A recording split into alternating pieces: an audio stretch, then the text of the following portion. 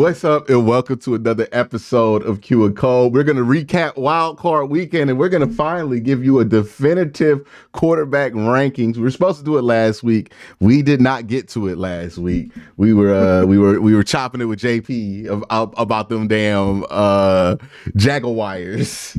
Then we didn't get to it, but now we're going to get to the AFC and the NFC. All of that, but we have to start with the first wild card game of the weekend, the Browns versus the Texans. And I just kind of rewatched this game just to make sure I have a good read on it. I come away with a few takeaways. One, to me, this is not a game where I'm going to put the blame solely on the back of like one or two people. I think the defense was very disappointing. They did not tackle well. They weren't getting pressure up front at the rate that you wanted them to get. And I know Greg Newsom's going to be the one that people kind of point at. To me, when I watch the game back, I'm like, Ronnie Hickman looked like an undrafted free agent, and it looked like they knew it was. Now, there were a couple times where Greg straight up got beat, especially after the pick sixes. But before that, Greg was just in the picture. I don't think Greg was the main reason they were getting beat. I think it was Ronnie not picking up something and Greg having to run back and try to cover that responsibility on it. So, I mean, undrafted, like on defense, it finally bit you in the ass that you weren't healthy. Right. It finally hurt that Grant Delpit wasn't out there. It finally hurt that Juan couldn't take all of his snaps. And even Juan Thornhill in this game was very forgettable. It finally hurt you that Miles had been getting double, triple teamed and nobody had been stepping up on the other side of him. Like all of those things, the missed tackling, that came back to bite you. The lack of adjustments came back to bite you, right? Because Jim Schwartz had been running this like, hey, man, we're going to do what we do. You try to beat us. And CJ said, sure. I'm going to beat that, right? Like, people was like, they was running zone. I'm like, no, they was running bad at the start. And then CJ sliced it up. And then they had to switch it up and get to zone. And then CJ diced that shit up too. Like, hats off to CJ Stroud. He's really good at football. He definitely cooked the Browns defense and did a great job of doing it. So defensively, there's enough blame to pass around there. Offensively, like Joe Flacco was pretty good until he wasn't. Right, like that, he was 20 of 24, 2 touchdowns. He was feeling good, right? Until he wasn't. I think the thing that stands out to me is despite all the chaos on defense, you still had a chance to win this game. It was 24-14. Mm-hmm. Joe Flacco had the ball at like the 33-yard line. They were driving. 34-yard line. And he gets hit again. This was just a game where I'm like, oh, okay, the bill finally came due on the Cleveland Browns, right? We talked about the injuries on the defensive side of the ball finally coming due. The injuries on the offensive side of the ball. Okay, not just the quarterback, the tackles, right? It kind of mattered that Garyon Christian was out there instead of Jedrick Wills. It really mattered that James Hudson was out there. It's that because Will Anderson, boy, oh boy, can of whoop ass, okay, all day. All day. It was so easy for Will Anderson. He didn't have lanes that easy when he played UTSA in college. And then who was it? Was it Garyon Christian that got hurt? And we had to put Leroy Watson in? I think it might have been James. I think Leroy played right tackle. Somebody got hurt and Leroy Watson was in the game.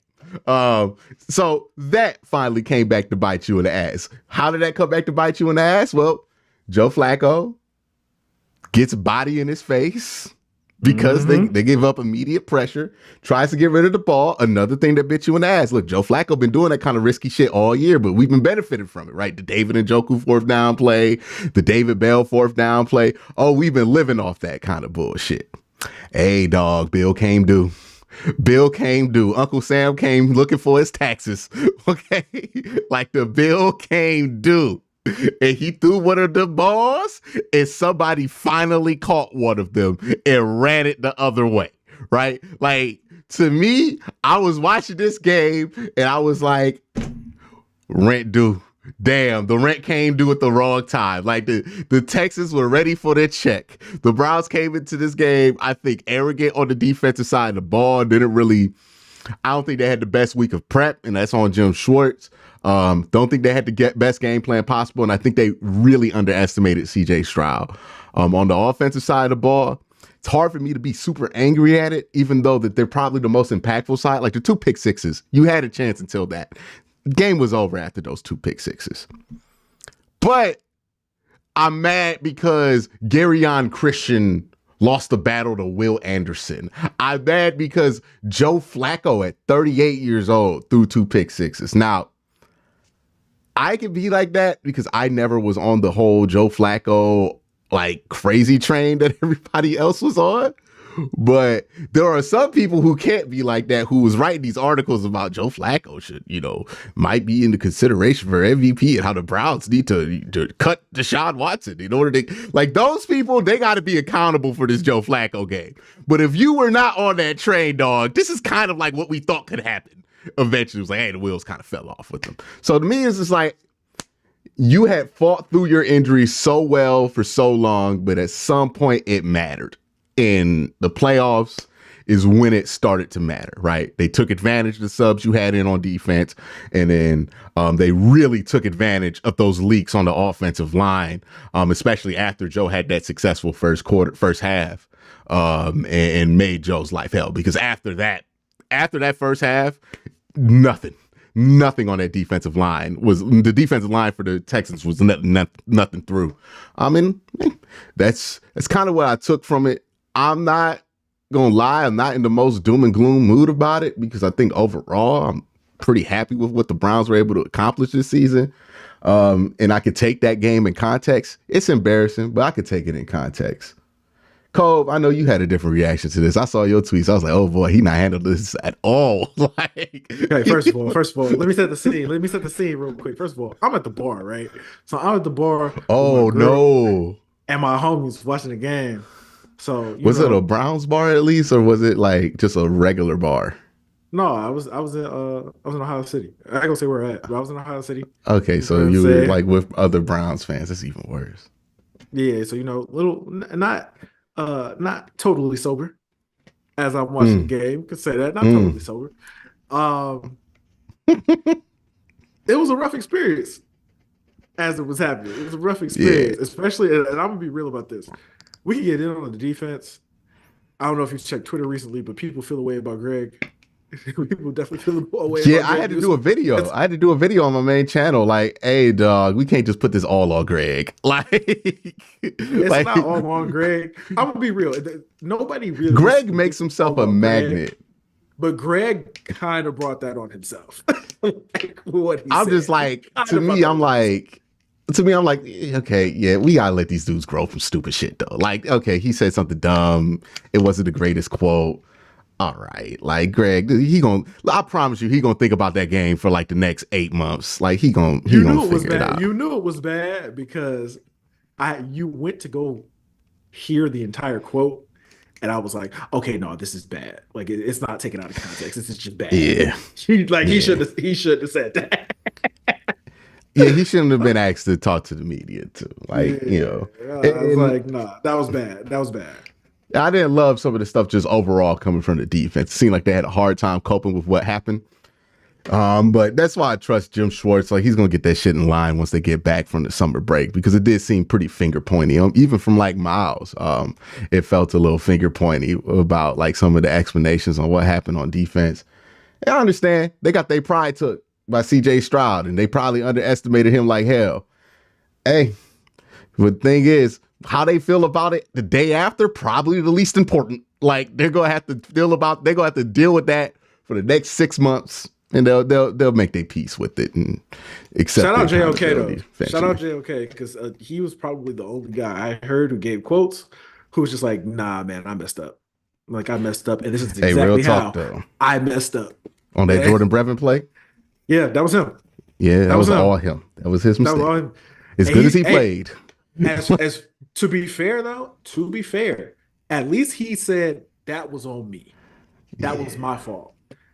that he scored. That was on me. Here's the thing, though. They didn't ask Ronnie Hickman these questions, dog. Like he undrafted rookie, bro. That's what I'm saying. Like the people whose fault it was, it's like that's why I'm like, if you're Greg, I understand where Greg is at because he's getting a lot of blame for shit that really wasn't his fault. But you're the older player. So you just got to be like, yeah, it was my fault to the media, even though it was Ronnie Hickman's fault, but you can't put Ronnie Hickman out there. He's not supposed to be good, right? Like, so that's just a growth moment for him, right? As a leader, he needs to grow and mature in that moment because we've seen this with David, where David used to have quotes like that, but now you talk to David and he missed the leader guy. So, you know, he just needs to grow from shit like that because that was definitely not his best moment. Can I be real with you? What? Greg probably not going to be here next year. Oh, he's going to probably be here. I don't know. If they cut Jed Wills on his 5th-year option, they'll probably keep Greg because Greg is way cheaper. I don't see the benefit in trading him because like nobody's going to give you proper value and you're not going to find a better third corner than Greg Newsome. Hey, man. I don't know. We going to see. Like, I don't know if they do the 5th-year option, but I think they probably will because it's decent enough value. And also, you got to remember, man, this front office don't really quit on players that they drafted. Like, how many times we've been like, hey, man, Jordan Elliott not going to be here next year. We did that for like 3 straight years. And now he might get extended. Hey, Jordan Elliott getting extended would be crazy. It's a distinct possibility. Like either him or Shelby Harris is coming back, and I think it's going to be him. Probably because he'll probably be cheaper to keep around. Well, and he's younger. You know what I'm saying? They'll probably draft another D tackle. We're gonna get into all the Browns draft stuff in future lives. But anyway, and also since we are both Browns fans, we're going to inherently focus more on the Browns. This is to take nothing away from the Texans. They have a really good young team. They were slept on. CJ Stroud is one of them. Will Anderson, that trade very much validated, like even trading the Browns pick instead of theirs pick. Who did they validate that, right? Because now the Browns pick is the worst pick. Now they're both in the 20s. But the Browns pick is the worst pick, right? Like, so... Hey, you know what I'm saying? It is what it is. But yeah, definitely Washington in the bar. Great experience. You know what I'm saying? Great experience. Hey, when the Kareem Hunt was running them touchdowns in, I bet it felt great. It was good. It was great. It was great. The lows feel look, there is no worse place to be than in community when the lows are happening. I learned this shit. I had season tickets in 2019. Being in that stadium, that first game, the highs were great. The vibes were high before the game. Everybody high-fiving each other. And then the Browns walk in and score. We might be good. And then Derrick Henry ran that thing back, and it was just a straight ass whooping. I'm like, I ain't never been nowhere more miserable like in my life. Nah, bro, you should have been in there. You should have been in there. That second Korean touchdown, that place. We got the lead, and we got the lead. Remember, we got the lead. Yeah, Brevin came right back. Oh, next first play. You should have seen it in there. It felt like somebody died in the bar. I was like, oh. I was like, oh no. Ooh. But what really killed it, that first pick six coming out of halftime, when we was like, okay, we about to get back in the game, we about to come back and win it. It's gonna be great. And then Joe threw that thing right to the other team. And he just kept running and running and running. And everybody in that board knew, oh yeah, it's over. Well, see, the first pick six, I was like, hey, man, we might be able to come back from that. It's going to be tough, but if we score here, I thought if you score on this drive back, you have a shot. You got it because you bring it back down to 10, and you got like all the third quarter and the fourth quarter left. And we've seen this Browns team come back from 14 before. So I didn't think it was immediately done. So that first pick six, I was like, that's kind of unfortunate, right? He was trying to throw it out of bounds. It didn't make it. Because he got hit while he threw it, and he's old, and he can't just one-arm it like he used to anymore. And it got picked off, and it got returned for 6. Okay, it's super unfortunate. Colb, that second pick 6, I was like, all right, man, he's just done. Like, that was like, to me, I was like, okay, he ain't got it. Because, like, that decision didn't make sense. That throw for that decision absolutely made no sense. And I was like, okay, that was the one where I'm like, wow, like you throw that interception on Madden, you quit the game. Like you just know you're not locked in when you throw that interception on stick. Like he got intercepted on stick throwing to Harrison Bryant when that play's supposed to go to David Njoku or Kareem Hunt, right? Like it was just a horrible decision, bad pre-snap read, and then a horrible throw. And it wasn't even like a good, a long throw that we were asking to make. We were like 2-yard throw, and I was like, okay, all right, yeah, it's over. It's Jova. You're better than me. You're better than me. After because that first pick six, I was like, okay, so we got to start thinking about redacted again. It's time to get back to thinking about the other guy that people don't want to be fair about. to Joe Flacco, though, he's done pretty good up until this point of digging himself out of his own funerals, right? Like he dug himself his grave like multiple times in like 4 games, and he was able to dig himself out of. So I was going to give him the opportunity, but all right, here's a shovel, dig yourself out, because he's done it. I think he deserved that benefit of the doubt based on his body of work this year, that he might be able to dig himself out this grave. So I wasn't ready to just jump on it. But that second pick six, look, here's the reality. You throw 2 pick sixes in the game, you lose. I don't care what level of football you're playing. I don't care who you're playing against. You throw 2 pick sixes. I don't know what the numbers are, but I bet they are in favor of the team that gets the 2 pick sixes. Like if you throw 2 of them back to back, you probably aren't winning that football game. And that's what it was with Mr. Flacco. It's like, okay, he threw them pick sixes. It is what it is. It's kind of a wrap now for the Browns. But do you got anything else to say about this thing, or can we move on to the Cowboys, man?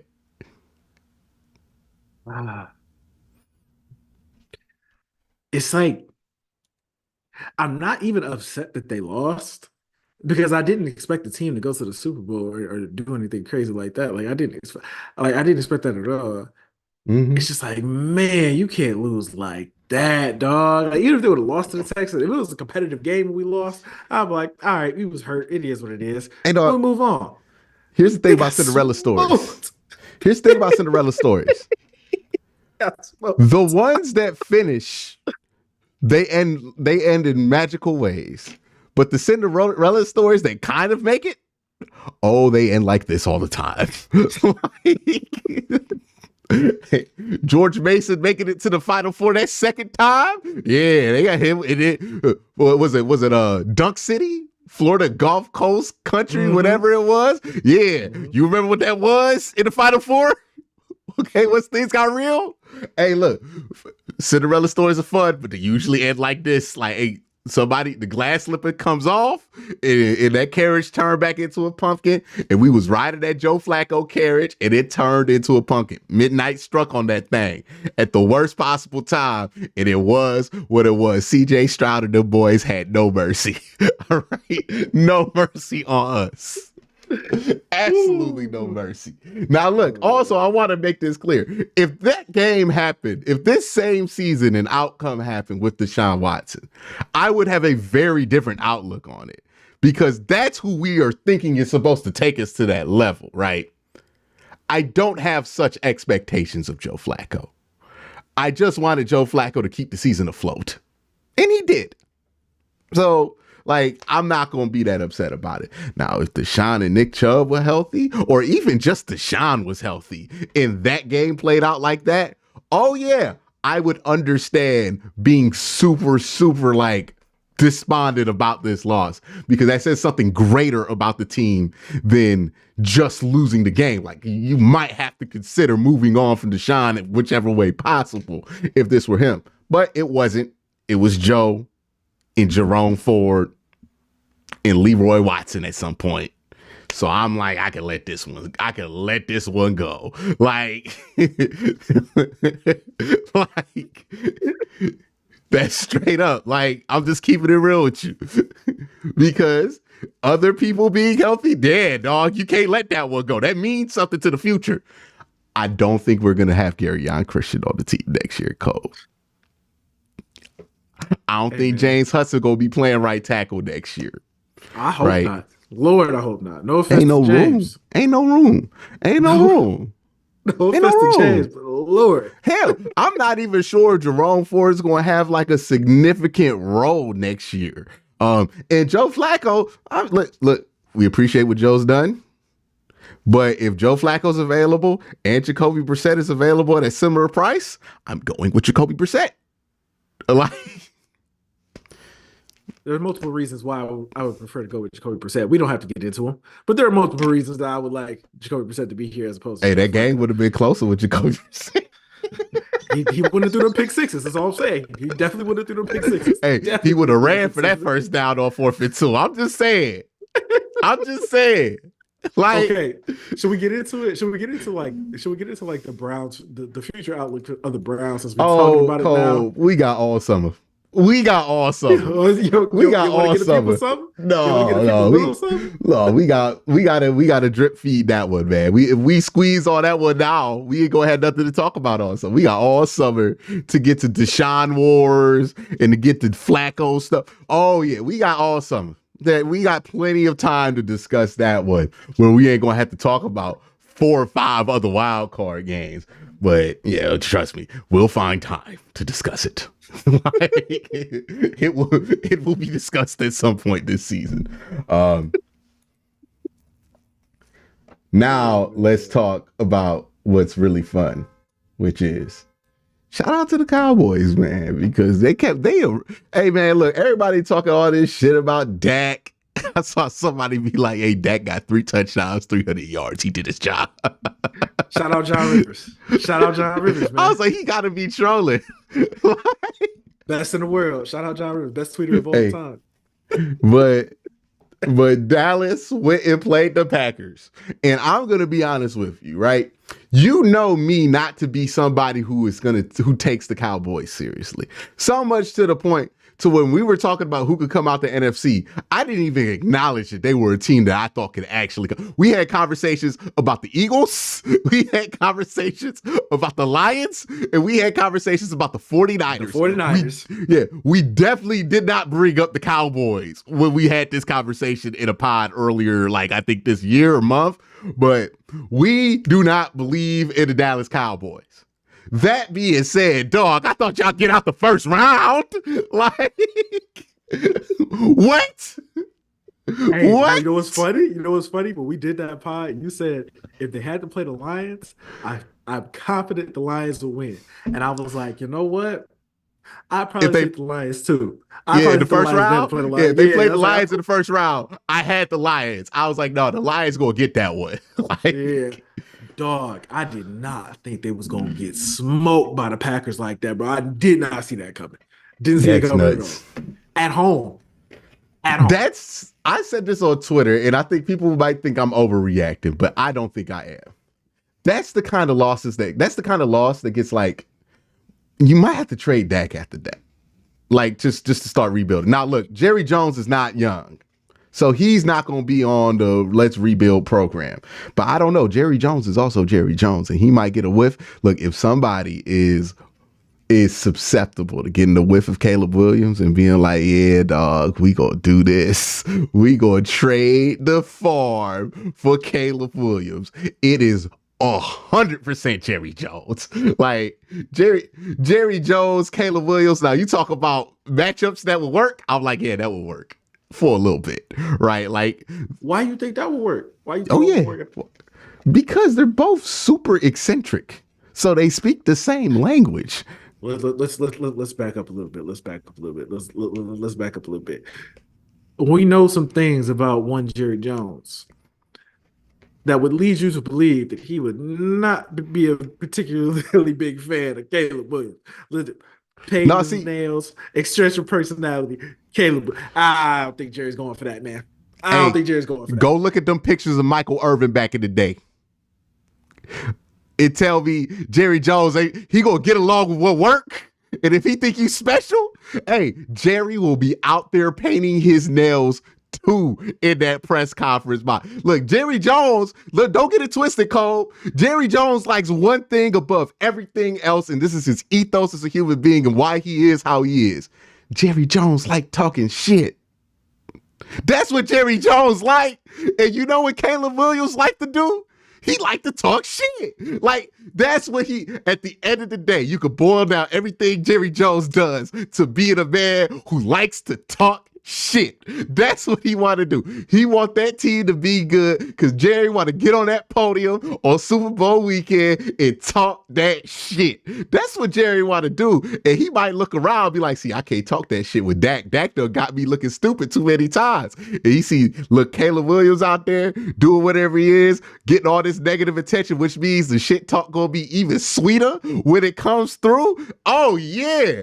Yeah, look, Jerry Jones, like, I understand somebody being so confident to think that they could get 5% of the franchise off being the quarterback. Yeah, I can understand that kind of ego. That's Jerry Jones. They look, Cole, they sit down in a room together. Jerry gonna make that trade. This is why he's not gonna do that. You know why he's not gonna do that? Because first of all, Bill Belichick's about to be the head coach. And if Bill Belichick, now stop. Time out. If you think Caleb Williams and Jerry Jones can't match up, why do you think that that's going to work between Bill Belichick, who must make all the decisions, and Jerry Jones, who must make all the decisions? Listen, man. Listen. That's not a good matchup. Because Jerry is desperate, and he is the best coach that is available. So Jerry's gonna do what Jerry's doing. Jerry ain't never desperate though. And look, remember, y'all got to remember this about Jerry Jones. He fired Jimmy Johnson because people was giving Jimmy Johnson the credit. He's not hiring nobody that people think are gonna get the credit over Jerry Jones. Like, I think Dak Prescott has humbled Jerry to the point where he was like, "There's only one way this is gonna work. I gotta go get somebody who can actually do this." Dog, the Cowboys have been like this for 23 years and he ain't been humbled yet. I'm sorry. Jerry Jones is 80-something years old. That man's not learning new lessons and growing as a human being. That man is going to be the same person he was 20 years ago. He ain't grown an inch, Cole. And look, I'm telling you what he's not about to have is have people talk about how Bill Belichick saved his Cowboys. He's not having that shit. He would rather die. And then he wouldn't want his son to do it to have that legacy out there. Let me Jerry Jones, Bill Belichick, nah. And for the reasons I just mentioned, you got to understand Jerry Jones is somebody whose entire ethos is, I like talking that shit. And he can't talk that shit if he ain't getting the credit. And you know what he can get credit for? Trading it all for a rookie. That's what he could get credit for. Jerry, that's a Jerry Jones move right there. Signing Bill Belichick, that's a regular good owner move. He ain't trying to do none of that bullshit. He ain't never moved like that. You say it's a good owner move. Just go get Bill Belichick. He's going to do it. He's not going to do it because he's not good like that. That's never been Jerry Jones. When has Jerry Jones operated like that? He had Bill Parcells, the mentor to Bill Belichick, and Bill Parcells lost his fucking mind coaching under Jerry Jones. You think Bill about to do that? No. Bill about to be out here in Atlanta at Magic City getting wings before he's out there in Dallas coaching under Jerry Jones. Okay. Let's be real. Bill ain't going to no strip club in Magic City. You don't know Bill like that. How you know? He might like the wings. First of all, Magic City is not just a strip club. It's a local establishment that has good food as well. And entertainment, but you don't have to partake in the entertainment if you just walk the wings. And the wings are legitimately good, I hear. Just told on yourself. That's crazy. But anyway. Lou Williams, the wings were so good, Lou had to break protocol to get them. Just saying. He risking his life during the pandemic. Get them wings. So Bill might be in there getting some lemon pepper wet. Anyway, I don't really be in the strip club. Bill goes to the Cowboys, dog. Bill coaching Dak's going to be hilarious, by the way. It's going to be hysterical. It is not going to happen. Bill Belichick. It's going to be so funny. I'm telling you right now, Bill Belichick, Jerry Jones, if it does happen, it doesn't last longer than a month. Like, they're both old and tired of people. Like, Jerry ain't got that patience no more to keep up, to deal with something like Bill. And Bill ain't got that shit in him either. Like, they both like, you know what? I could just quit. I could just fire him. Fuck it. Yeah. What they gonna say bad thing? I'm Jerry Jones. I'm Bill Belichick. What they gonna call me a quitter? I won 6 rings. Fuck you. Like, They both don't have it in them to put up with each other. Like this is something that Jimmy Haslam would do. This is something that maybe like a Don't regular give Jimmy no ideas. Don't give Jimmy no regular ideas. owner would do, right? Like, I get what you're saying. It makes sense if you're a desperate owner to make it move. That's why it makes sense that Arthur Blank would do this. Because Arthur Blank don't care about getting credit. He just wants the team to be decent again. So he'll do it at whatever cost. Jerry Jones care about Jerry Jones. And Jerry Jones ain't trying to do that shit. Like that's we can't forget who owns that team. I don't know how Stephen Jones kicks it, but as long as that man Jerry Jones is alive, I don't think that would happen. If Bill want control, he's not about to fall for the okie doke and be like, yeah, let me go to the most controlling owner of all time and get control. The man who's fired everybody he's ever given control to, by the way. Like prematurely, you could argue, has fired everybody he's ever given control to. You're about to go work for that dude? Come on, man. Bill's smarter than that. He's not about to work there. Hey, come on, man. Totally. But to that point, though, that is a game where it's like, hey, dog, I don't know what you're supposed to do with him. Like, what you supposed to do with Dak after that? Because Dak played well in the regular season. Okay. Yeah, in the regular season, like everything went as good for Dak as it could have went. Everything went as good for the Cowboys as it could have possibly win, and you still get the Cowboys thing. And to me, I'm like, hey, dog, like, what you gonna reload with Dak and try to have a better year than you had last year? That's not happening. Dak not playing better than that. So what do you do? Because you think we all can acknowledge, we're pretty sure that's Dak's peak season of his career. Yeah, absolutely. So if that's what you got out of Dak's peak, and you can't even trust when Dak's at his peak, what are we doing? That's why if I'm the Cowboys, you have a unique spot to where you can convince the Bears or somebody in that top 5, hey, take Dak. He's a franchise guy. Take Dak, and we'll slide you a first-round pick to deal with the money, and just give us that pick right there, and they'll do it. And they can end up with Caleb Williams in Dallas. And I think that sounds like the perfect thing for Jerry Jones, especially if Caleb slips in that draft. We're talking a lot about the quarterback. We're not talking about that defense. That defense got absolutely shredded by Jordan Love and the Packers offense. That is a much, much, much, much, much more massive issue to me, because they're supposed to be one of the 5 best defenses in the league, and they got torched, much like the Cleveland Browns. But you know what I'm saying? They didn't have the injury issues the Browns had either. So it's a little bit. Well, they didn't have Trayvon Diggs. They did miss Trayvon. Yeah, and Deron Bland was very overrated. Very Defensive player of the year. Some said. Yeah, very overrated. But that's par for the course with Cowboys, right? But yeah, I mean, they got some stuff they need to fix on that defensive end.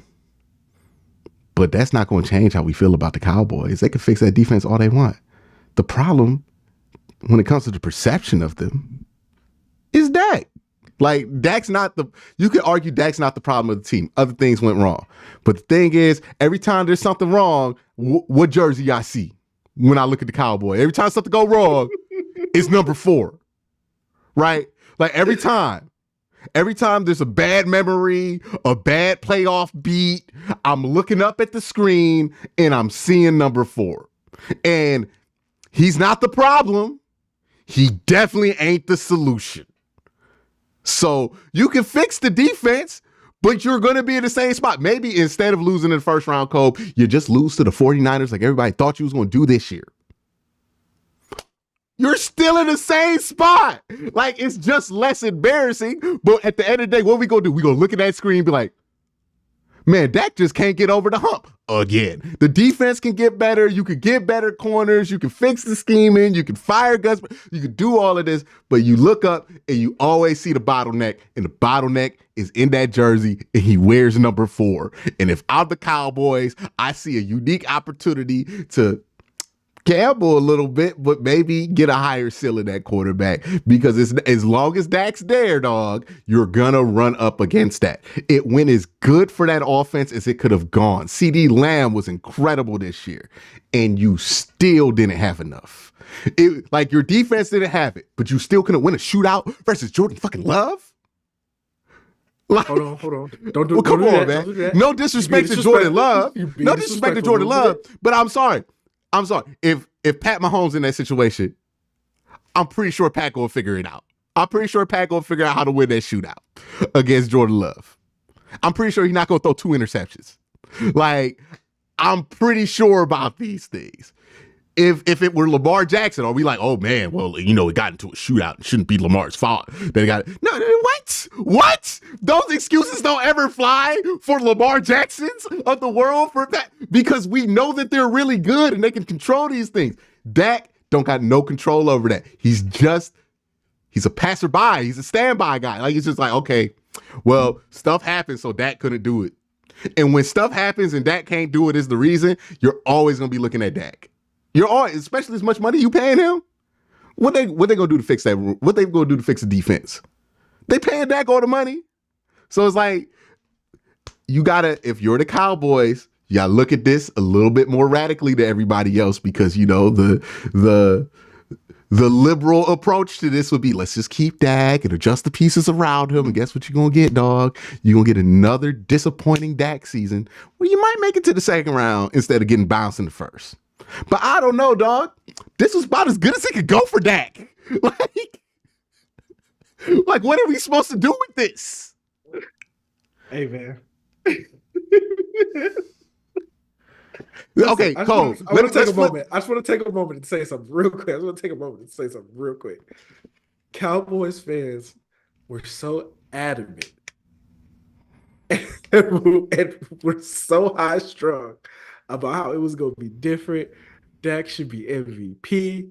He's going to prove everybody wrong this year. And I watched that man throw the craziest picks, Joe Flacco-esque, if you will, to the Packers. And I was like, oh, I can't take this man serious. I can't do it. I can't see what I mean? You can't. You can't. Oh, I can't take that man serious. But I do think we're being a little disrespectful to Jordan Love because he was balling. No, Jordan Love's playing good, and Jordan Love's a good young quarterback and all of that.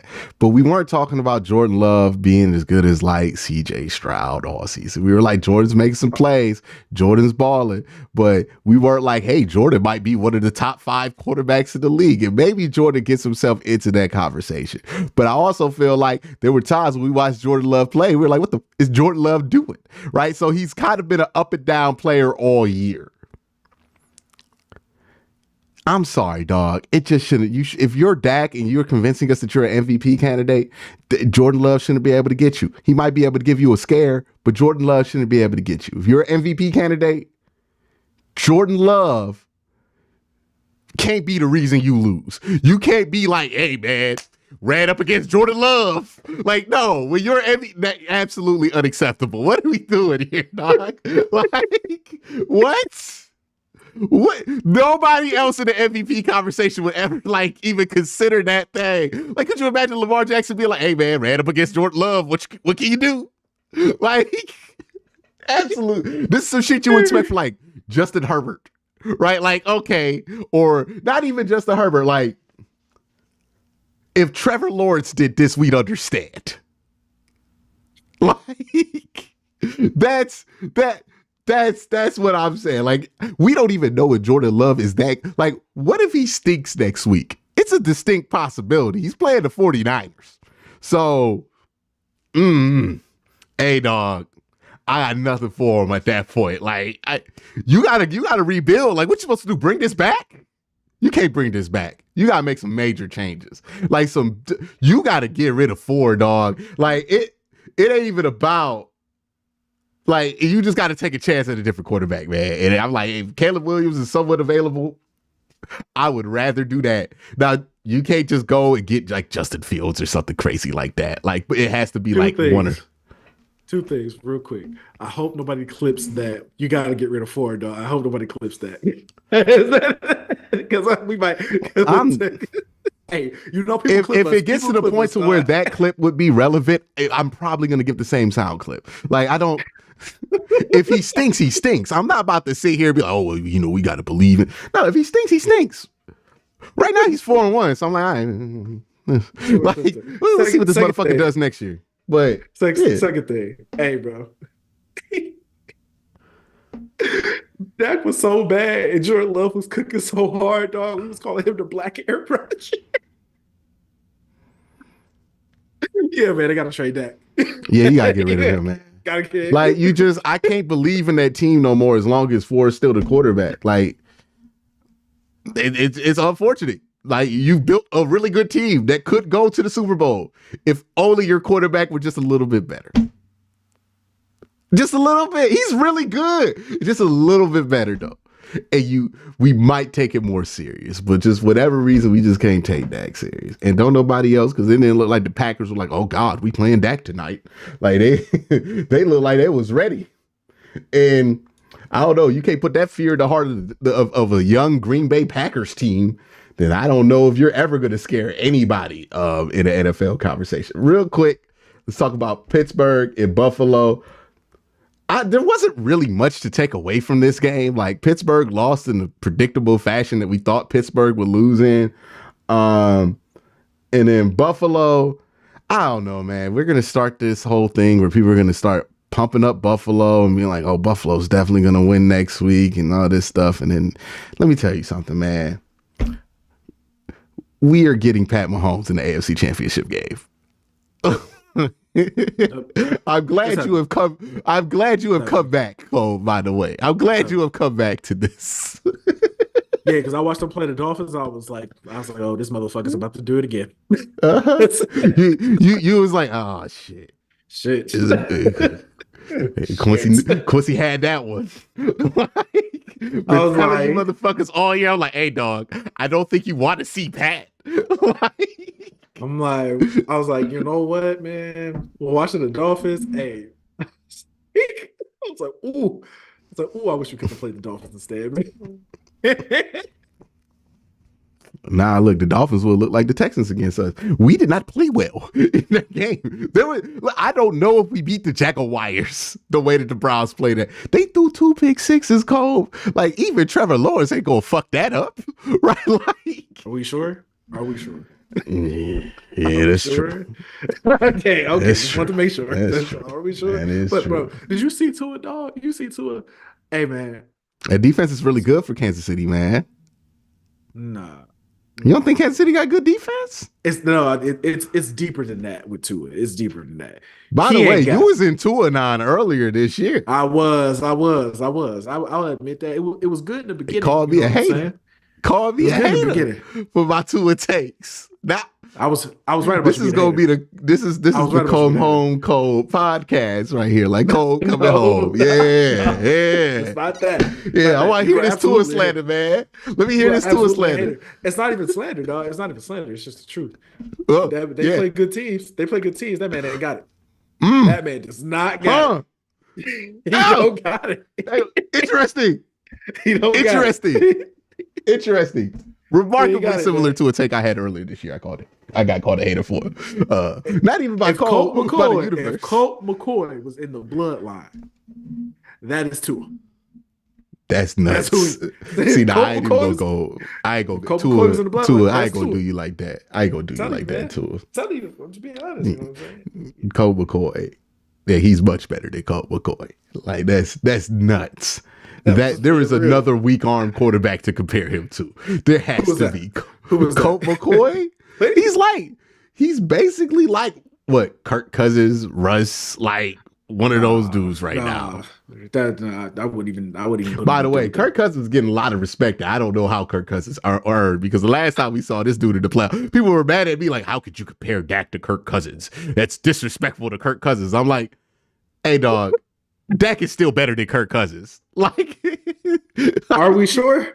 Oh yeah, I'm 1000% sure Dak is better than Kirk Cousins. I don't even have to think about it. If you're like, hey Q, who would you rather have at quarterback, Dak Prescott or Kirk Cousins? I'll be like Dak Prescott. No doubt about it.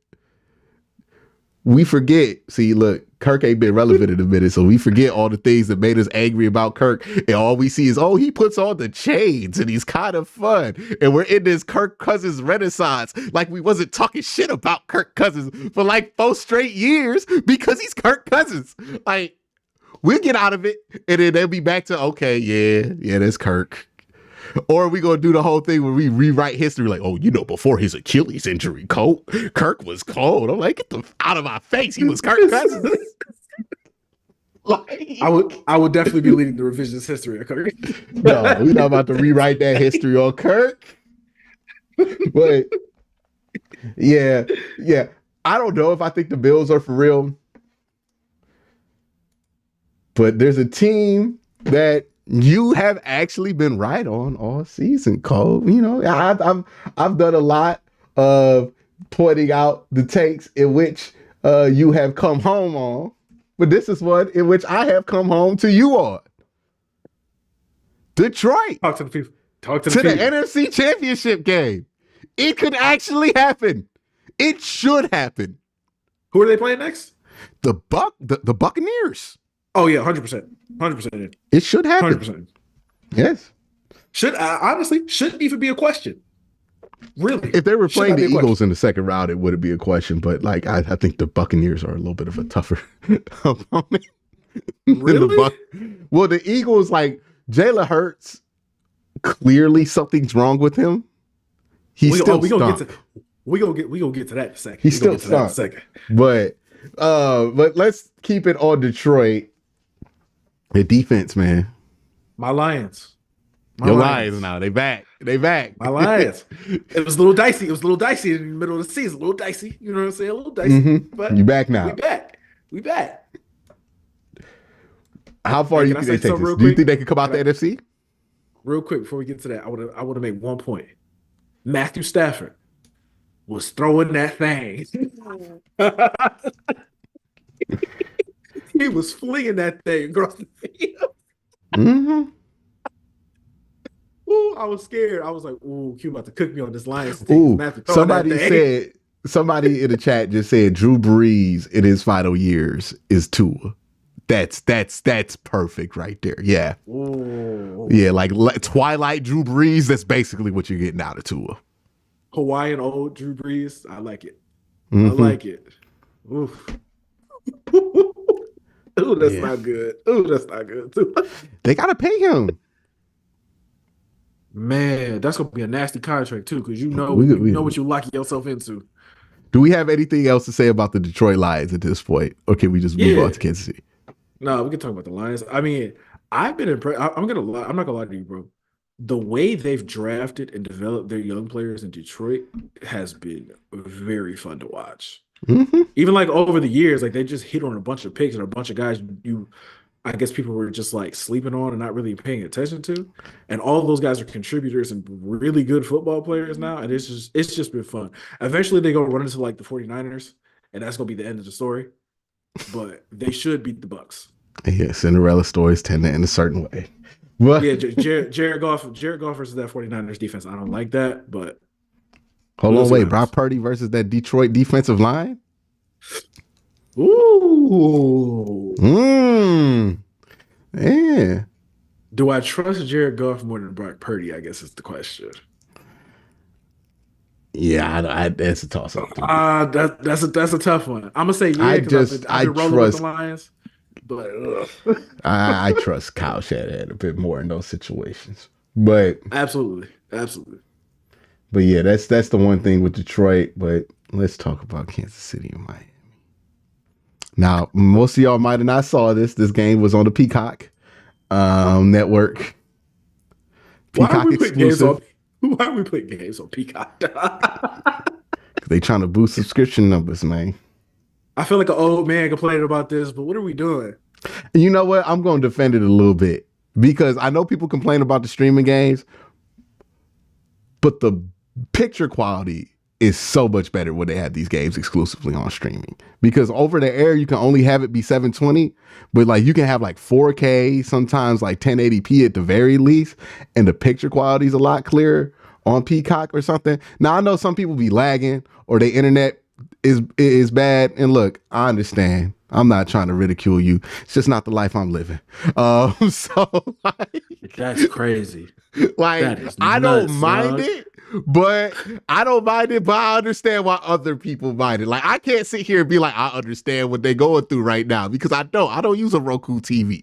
Like, I don't have You calling the people broke right now? I'm not calling nobody broke. I'm not calling nobody broke. I'm just saying some people invest more in technology than others. Some people are more invested in that space. And for me, I love technology. Like, I be all over all the new tech, everything like that, and I be upgrading my stuff. So when people complain about they streaming stuff, they are complaints I'm not familiar with because I'm like, well, I'm not just rolling with what's on the TV for my stream thing. But I understand a lot of people roll with what comes on the TV. Like, I pay a disproportionate amount of attention to what I use to stream with than others. And I don't have these problems. But if you don't, you can easily have these problems. It's not about money. It's just you can have a better streaming experience for cheap. It's just about how much time are you willing to put into it.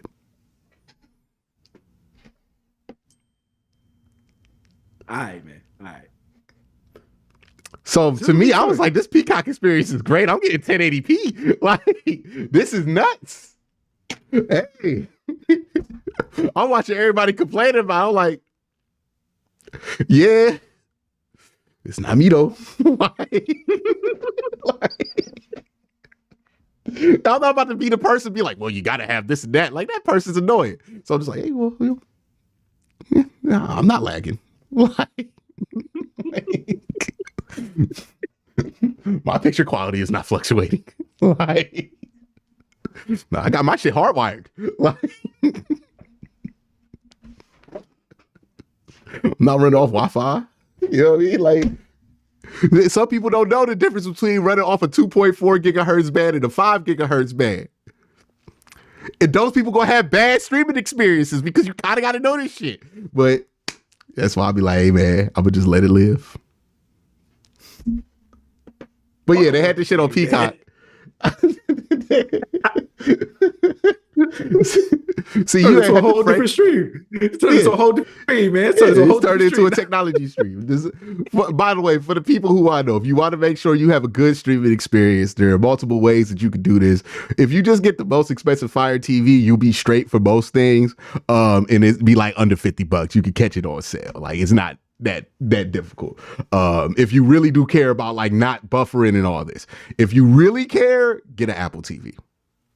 Or NVIDIA Shield if you're not an Apple user. If you're an Apple user, get an Apple TV 4K.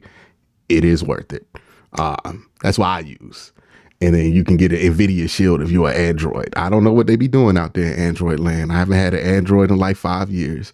But I heard the NVIDIA Shield's really good for that. But yeah, if you're anybody who's frustrated in chat, they're not that expensive. You could do that if you like have reasonable extra income. But yeah, it's not doable on Roku. Like I've tried to stream shit off of like the Roku on my TV. I can see why people be mad that they put this shit on Prime, dog. My shit be choppy. I'm like, what the fuck is this? Like, you ever had that shit happen on Prime when you watching Thursday Night Football and then Prime just goes to like 12 frames a second? They usually be sitting there like, yeah, come on, bro, I'm trying to watch the game. Yeah, this was like, I'll be like, I'm plugging the Apple TV. Like, I had to do that shit for when the Browns played Thursday night. I was like, I got to plug in my Fire TV because I can't run off the thing. Because if it start going to 12 frames a second, it's going to bug me. Like, we got to start letting these people rip us off with the stuff that they put on the TV because you be paying like $500 for a TV and they put the shittiest Roku that they could throw in there in your like $500, $700 TV. And then you end up with the streaming experience that don't even work after a while. And don't even get me started with the Google TV ones, man. Those are ass, dog. Keep changing my frame rate. This is not the podcast that the people came to listen to. Like, about to clip Q rants about technology. Yeah, rants about how cheap TV companies are throwing in the shittiest streaming boxes that they can into these TVs, and they're making you be stuck with it by making the remote for the streaming box the fucking remote for the TV. Now that is criminal. Ain't no way you gonna give me no Roku remote as my television remote. See, I draw the line. I want buttons. I want numbers and buttons and inputs on my remote. Don't give me no Roku remote and tell me that's a television remote. That's ridiculous, dog. Like, that is ridiculous. All right. We have never felt older than this. So I'm telling you, if they want to do this streaming thing and make everybody go to streaming, I'm cool with it because I do think there are benefits to switching to streaming. But you got to make sure that the shit is right. And the shit ain't right now, Cole. All that shit I have to tell people to get on the streaming. That's too much information to have a good streaming experience on a consistent basis, dog. Like, nobody wants to do that shit. Nobody wants to do that except for me because I'm a nerd. Like, everybody else is like, no, it's too much shit. It's hard enough to get people on this app. Like, hold on. The chat is with me, dog. They're like, no, you telling the truth, dog. Like, this is the greatest rant we have had on this podcast. Tell me right now, you think how they be handling this shit is just reasonable? First of all, it shouldn't be all these different apps. Like, I'll be thinking about this, Cole. Do you ever sit there and wonder, do you ever sit there and think, hey, dog, we invented all this new shit just to reinvent cable again? Yes, 100%. That's all we do. You ever see these these Tesla trains that they be trying to build? I'm like, you motherfuckers just invented less efficient subways. Like, that's it. That's all you did was reinvent something that works. And then sold it back to us at a higher cost. Like, no. They want me to watch it on Peacock. I'm fine with that. But in general, they got to get better streaming equipment out to the people so I don't got to sit there and be like, well, my streaming experience is good. And then people accuse me of classism. Like, this is crazy. Like,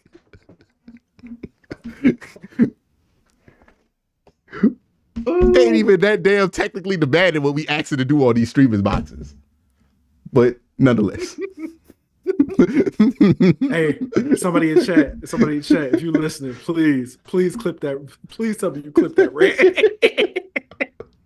We need that. That's going to be the launch to my tech channel.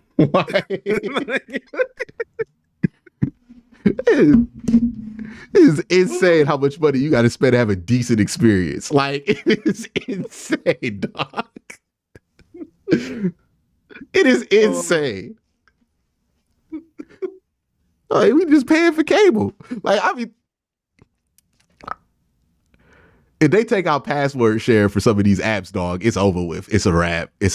I'm sorry. Netflix got away with it. But you know it's not about to get away with it? Hey, they crack it down. I promise you, Paramount Plus and Peacock won't survive such crackdowns. Okay? Because Netflix, we done grew up with Netflix, right? So it feels like something we need to get. So you know what? I begrudgingly got the $5.99 ad-supported Netflix.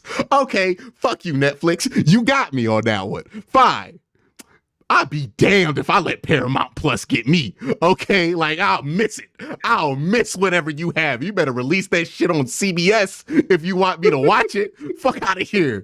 Paramount Plus, Peacock, fuck out my face, okay? I'm missing it, dog. I'll never see a WrestleMania again. I'm not about to do it, dog. Like, we not doing this no more. Change the password rules, and I'm done. I'm just not going to do it. Netflix can get away with it. I ain't gonna lie. Hulu and Disney Plus, they can get away with it too. They can get away with it too. They got the shit. You know you need Hulu. You know you. Hey, yeah, and they bundle it with ESPN Plus. Hey, it's technically a write-off. They gonna get away with it. So Hulu, they're protected. Everything else, dog, you better let me share passwords or else I ain't watching none of that bullshit. Okay. Apple TV Plus. Every time I look at it, I'm like, yeah, man, this looks cool. I ain't paying for it. No, I ain't gonna cap. I'm not gonna cap. You need to get that. Mm-mm. It's the best. Hey, the best shows on streaming on Apple TV. Hey, and you know what's starting to happen now? They're gonna lease that shit to Netflix in a couple years. I'll catch it I'll catch Ted Lasso with Netflix by the rights. Now I'll catch it on Netflix. I'll wait. I'm not dying to see it, dog. Like I'm fine. There's nothing on Apple TV Plus. I'm like, I gotta go see right now. You missing out on Ted Lasso, dog. Ted Lasso is amazing.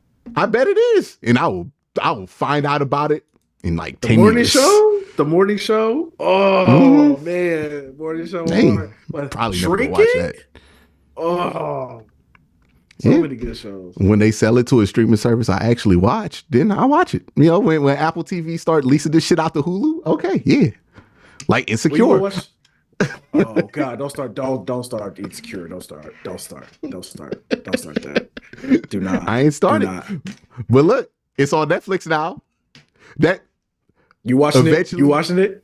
I'm not watching it. No, I ain't got time. Okay. The football season just ended. I barely been able to catch up with the new Marvel shit. So, anyways, we have spent too much time on this is our streaming. This is our intro into our new television podcast. We have spent way too much time on streaming. By the way, the streaming numbers went up during that rant. So, hey, if y'all want to, maybe Browns fans want to talk about everything but football right now. But the Browns. If y'all want us to review a show, let us know, Browns. We're going to be in here reviewing Living Single episodes. Wherever in QnCOLB was a sports podcast. Now we're ranking Living Single characters. Yeah, you know what I mean? I feel like they really did Maxine wrong in that last season. Kyle and Max, top 2 characters in the show. Let's talk about it. We'll get into it. But Kansas City, Miami. Kansas City, Miami was on Peacock. And Miami had some real questions. I was watching this game. I was like, well, one team I don't have questions about. The other team I do, right? Kansas City, I didn't walk into this with those questions. I was like, it's Pat Mahomes. He's Pat Mahomes. He's probably going to be good in the playoffs. We're probably going to be sitting here talking about Pat Mahomes playing in the conference championship game. And if there's one team I think can get Baltimore, it's Texas. It's the Houston Texans and it's the Chiefs. I do not have any faith that the Buffalo Bills will get that done. No. Because they're not serious. The Buffalo Bills, like, they are, I called them the 76ers in the NBA. And they kind of 76ers against the Pittsburgh. They should have won by like 40, but they won by like 14 because they weren't being serious. But Miami lost that game. And the real question you have coming out of that game is, do you pay Tua?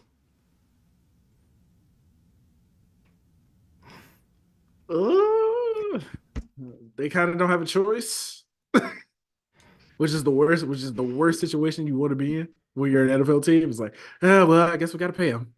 Here, damn. Like that's the worst situation. When you're not excited about paying a quarterback, you got the wrong quarterback. Mm-hmm. It is what it is, and that's where they are. I gotta ask this question, man. Okay. If you go into a deal with the quarterback and you know you're not excited for it, and then you sign that quarterback signs the deal, and then 3 years later that deal goes exactly how you expected, why did you give him the deal in the first place? Like, I feel like we are operating off of this like it's a strong social norm to give Tua that money. You ain't gotta give him shit. Just franchise tag him. Like, to me, I'm like, if you don't feel good about giving Tua the money, then don't give Tua the fucking money. Like, you don't gotta give it to him. You really don't. You don't gotta pay Tua. Somebody else can pay Tua. If you don't want to pay Tua, you think the system is that important? Okay, don't pay Tua. And that's what I'm like. What's the plan though? What's the plan? Hey man, it wasn't like they were sold on Tua to begin with. Like when this whole system got put in place. I'm not arguing with you about getting rid of Tua. I'm just saying, what's the plan if we let him go? Like, what's the plan? You ain't never gonna find that plan out if you got Tua on the roster. So you draft somebody. I don't know who you like in the draft. JJ, can he do this shit? I don't know. Like what? Bo Nix. He old enough to learn it. Yeah, just throw Bo Nix in there. Bo Nix can do one thing. No, Bo Nix can do one thing. He can throw that shit. He can throw that shit to somebody who's fast. Like, it's either you think Tua's doing something extraordinary or you don't. And if you don't think he's doing anything extraordinary at that quarterback position, then it doesn't really matter what the plan is to replace him. You just got to replace him for cheaper. If you don't think what he's doing there is extraordinary. If you do think what Tua's doing there is extraordinary, then you have to sign him because it's extraordinary. It's not normal. So either you like that's where the Dolphins have to be. Me personally, I would wonder how far I could go with some other options. Like, hey, maybe Justin Fields could figure this out under this offense. He definitely wouldn't underthrow Tyreek. I know that. The problem is he might run it. Like, that's the problem. Tyreek gonna lose his mind. Like, he thinks somebody back there being selfish. Like, I don't know. Like, and a lot of this might have to do with stuff behind the scenes. Like, maybe Tua is able to manage that team in a unique way because he seems to be like good at that kind of stuff. But that's really the question that the Dolphins had to answer. And hey, man, if I'm about to walk into a deal knowing it's a bad idea, I'm not about to do it. Like, we saw this with the Giants with Daniel Jones. We're like, well, you got to do it. Mm-hmm. No, you don't. You didn't have to sign Daniel Jones. They would be in the same spot. If Tua stinks next year, they're going to stink anyway. So what did it matter that you didn't have a plan for Tua? Like, is Tua even that good that you got to have a replacement plan for Tua? I don't think he's that good, dog. Like, I really don't. I think he plays with Jalen Waddle and Tyreek Hill and Raheem Mostert and Devin Achane. Is that how you say it? Yeah. Achane, yeah. Yeah, like he plays with a bunch of really, really, really, really, really fast offensive skill guys and a decent offensive line. And like that's all it is. Like, I'm oversimplifying this, but you can replace Tua and be fine. You really can. All right. All right. Cole, I want you to start talking about this Tampa Bay Philly game. I'm interested to hear what your take on this is. Which team you want me to start talking about first? We talking about the Bucks, or we talking about the Eagles first? Dealer's choice, man. Dealer's choice. You know what? I want to start off. It's a new year. I want to start off with some positivity. Man. Baker Mayfield, former Cleveland Browns quarterback, very very polarizing figure amongst Browns Twitter. I'm not gonna lie, man. I was very impressed with what Baker did yesterday. Extremely impressed with what Baker Mayfield did yesterday. He lit that defense. And let's be fair. That Eagles defense has been trash for 2 months. But that's not Baker's fault. He went in there, lit them up, lit their asses up, won the game, man. I was impressed from what I saw from Baker. I really, really was. Felt like 2020 again a little bit. I wouldn't go that far. I wouldn't go that far. Now, look, I've been fairly consistent where I've been with Baker Mayfield all year, right? Like, I haven't been too high or too low on him. I've been kind of like, he's kind of just a streaky guy, right? Like, sometimes he's hot, sometimes he's not. And I think this was one of his better games. He was on target. A lot of the stuff that he scored on were like effort plays by the receivers. He had one throw to Mike Evans that got dropped by Mike Evans, surprisingly enough. But yeah, he was on target. He played what he did what he needed to win. I think the conversation really, like, it's going to be about Baker Mayfield because he's a quarterback and people in Cleveland are going to be fucking weird about it. And I just don't even care to entertain that conversation anymore. Like, I'm really at the point to where I'm like, I just want to appreciate what Baker was able to do with this team and then like also talk about what he wasn't able to do and just let it be. Like, I'm over it. I don't know why everybody's still on this shit, but whatever. Let's talk about that real quick. It's less about do we Baker got to? This is the because I feel like the more we talk about it, the more we validate the conversation.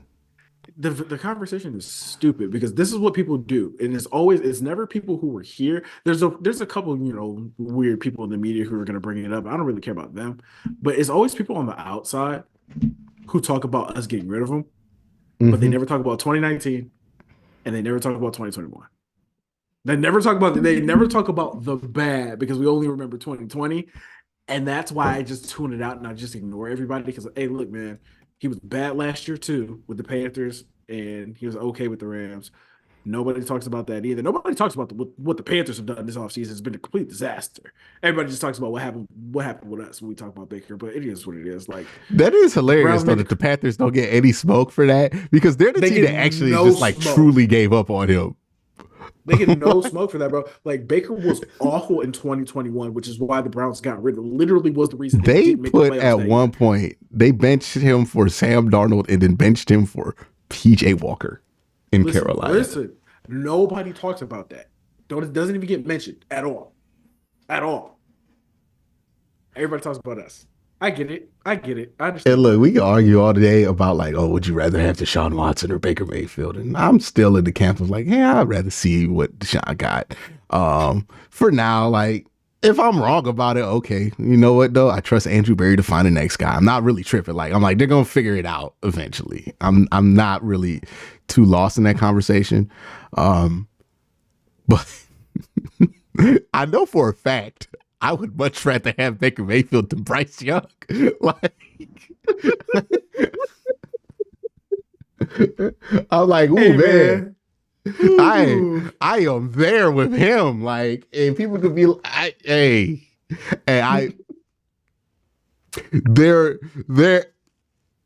I'm gonna leave Bryce Young alone because ultimately he's still young and he has time to improve, but I don't have very much faith in that.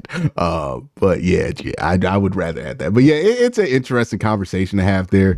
I think Baker played well. We know Baker's capable of playing well. Every time he plays well, it's like people like act like he's never been capable of playing well or never had a good game. And they're like, this rewrites everything we know about Baker Mayfield. And then when he has a bad game, people overreact and be like, oh, this rewrite. And like, can we just accept that the dude is just streaky, man? Like, if we just accept that he was an up and down football player, we would have so much more fun with him, right? Like, but no, everybody's got to be like, oh no, he's really this guy and that. And like, this just gonna make y'all be sad when he stinks next year because we know what the cycle is with him. Like, the expectations gonna be high. He's not gonna play as well. Ain't gonna be no Mike Evans, and you pan him. Like, we kind of know what this is gonna be. But it is wild to think that Tua might get less money than Baker Mayfield in free agency. That's crazy. But this is the book out on Baker. And if you're a Cleveland fan, you know this.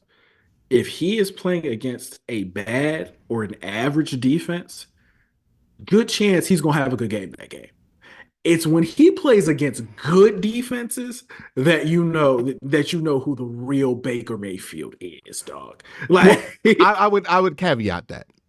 When Baker plays a bad defense, it's not a guarantee he's going to have a good game. Because we've seen it. There is a better than average shot that he has a good game. And in that good game, there's a good chance if he is having a good game, he's going to have a crazy game.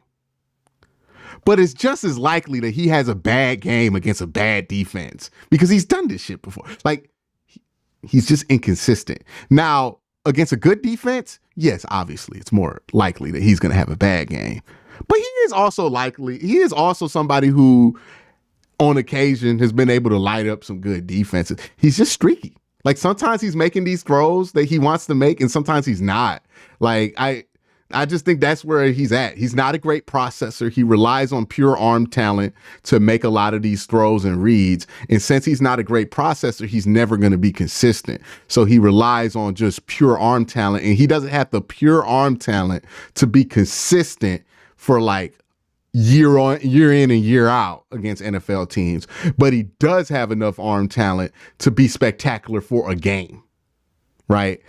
And I think that's just the Baker Mayfield story, right? Like, he's the same exact guy he was in Cleveland. Like, not a great processor, but he can make some incredible throws. And when he's on target and those passes are dropping, it's crazy. It's great. When he's not, you're seeing a lot of balls just fly over the head of guys and all this other shit.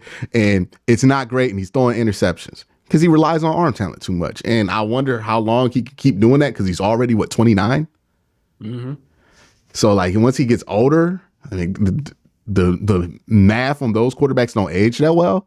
But that's what Baker is. It's just he relies on arm talent, like kind of similar to Joe Flacco, where Joe Flacco was out here relying on arm talent. And it just sometimes it works. And you get them incredible throws like he had to Amari Cooper against the Bears. We're like, oh my God, that had a 0.5% chance of being completed. And sometimes, well, the other percentages win and it gets intercepted. Like, that's just kind of like what the book is on Baker Mayfield. He is ultimately the guy that's fun to have on a 1-year deal. I think life gets different when you have him on a 3-year deal.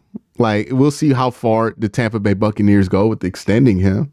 But honestly, I walked away from that game and I was like, man, the Eagles look like they were ready to go home. And we saw this for like 4 straight weeks. We've been talking about the Eagles. Like, they look like they have their vacations booked. They look like they're done with the season. Like, they want to go home. Jalen Hurts want to go home. AJ Brown want to go home. Half the dudes on that defense want to go home. Like, the only dudes who really want to be out there is like Jalen Carter and Nolan Smith and some of the young guys. But everybody else trying to go home. Like, that looked like a team to me that was ready to go. They wasn't trying to pull this shit out for another week. The second they got the inkling that it might not go their way, they was like, all right, yeah, I'm cool with this. Like, that's where the Eagles were. You know what? You know how I knew it was over? You know how I knew it was over? When they scored that touchdown and lined up for that tush push to get that 2-point conversion, and it ain't work, I was like, oh, yeah, it's done. It's done. Hey, man. it's a win. Look, here's how I knew that was cooked. There was when Jalen Hurts was in the media talking about it's a lot of stuff you don't know about. Like, whenever your quarterback says that, it's over. Oh, yeah, it's over. It's over. It's over. It's a wrap. And nobody knew that more than Baker Mayfield because he's the dude who said that one time. Like, and it was cooked when he said that, wasn't it? Like, it. Look, Jalen Hurts ain't even give us the motivational speech this time. Nah, man. He straight up went to, it's a lot of stuff, which means I'm tired of being here. Not tired of being here. He doesn't want to trade out of Philly, but he's tired of whatever work dynamic they created in that locker room. And I think a lot of this falls on Nick Sirianni. I say this a lot. Mm-hmm. A lot of the things we overrate coaches on are like the game day stuff. Okay, do they choose to go for it? How do they react on the sidelines? All that. I think that's all kind of like small in the grand picture of what a coach's job is. A coach's job is to create an environment where people like to come to work. And I watched the Eagles and I was like, don't nobody want to clock into this motherfucker right now. Like, everybody hates this job.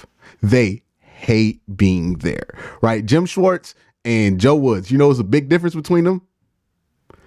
Hey, they wanted to clock in with Jim Schwartz. They didn't want to clock in with Joe Woods. Like, it just was what it was. And I'm looking at Nick Sirianni like, you got more responsibility because your coordinators got hired away. And I'm not putting this on any of your genius on either side of the ball, but you as a manager had more responsibility and the environment to work in got worse. People were more miserable. Like, vocally and obvious. AJ Brown been miserable all season. Mm-hmm. Jalen Hurts been miserable all season. We pointed this out very early. Like, what, week 4? We were like, hey, something. This ain't looking right. But they were 5-1. We said Jalen Hurts was disappointing. He's not playing particularly well, but they were winning. So we got some blowback because of that. And we look at it now. We're like, that. They don't even look good about it. Like, it looks miserable, right? They look like a miserable football team even when they win.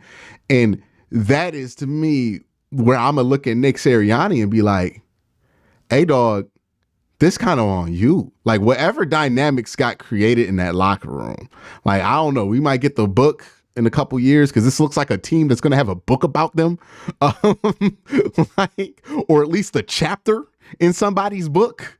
Like, I'm sorry, this going to be one of them chapters in a book. Howie Roseman, somebody going to write this shit. And we're going to find out that there was some stuff going on because there was obviously stuff going on because it never felt right all season for this team. They're not going to do it. because they've won too much and you can't do it. But if they did fire Nick Sirianni for this, I don't think I would be I don't think I would be mad at them for that, and this is why. If you are a head coach of an NFL team and you think that a solution to your problems is to elevate Matt Patricia to a position of power, that is a fireable offense to me. Like that is a good enough reason for me to be like, yeah, no, you don't need to be the head coach, because Matt Patricia has not been good. The only time he's been good is when he was in New England, and we all know that Bill was running that thing. He was just a homie, so Bill gonna take care of the homie. But anytime Matt Patricia has been on his own and had to do something, he has been absolutely terrible. Why would you think that would be a solution to any of your problems? Once he took over as defensive coordinator, the shit got worse. You know what I'm saying? Like the shit got demonstrably worse when he was defensive coordinator. Why would you think that's a good idea? He's not gonna get fired, but to me, that would be a reason enough for me to fire. I would agree. I would give him one more season to see if he can fix it. Right, because that first season was promising at least. So I'll be like, all right, well, you saw what the issue was. I'm gonna at least give you the chance to acknowledge it and fix it. But if they look miserable next year, the writing's on the wall, because like even Kevin had a year where like the guys looked miserable and it was kind of his fault, and you saw him make changes this year. So, I would say give him another year just to see if he can fix that. But that was a big failing on Nick Sirianni. Again, he's a young head coach. Coaches do grow like players, right? Like they're not just who they are when you hire them. They evolve and grow. So I'll give them that time to grow, but it's obvious to me, like Philly, their problems started with the work environment. Like they're a very talented team. They had relative health. They just did not like coming to work. Like they did not like each other. They did not like coming to work. I don't know if it was post Super Bowl egos or whatever it was, or just exhaustion, but it was not managed correctly. And it created an environment where they was ready to go. Because that was a all-time ready-to-go performance from that Eagles team. They were ready to go. Hey, they started that game specifically. Oh my God, they was pointing at each other and just like, they started that game cold. Like how when it's time, you hit that eye, man. Mm-hmm. Yeah, they started that game. All right, man. Well, they got 16, so I'm just catch that traffic, man. All right, man. You be safe. That's what they was on, dog. They was ready to go. Now, speaking of ready to go, Colb, are you a spades playing man? Of course. Okay. I want to expose you on the pod. But we're going to rank these quarterbacks, AFC and NFC. And I decided to rank them as a deck of spades cards. So we had the ace of spades. We have the face spades. We got the low spades. We got the face cards.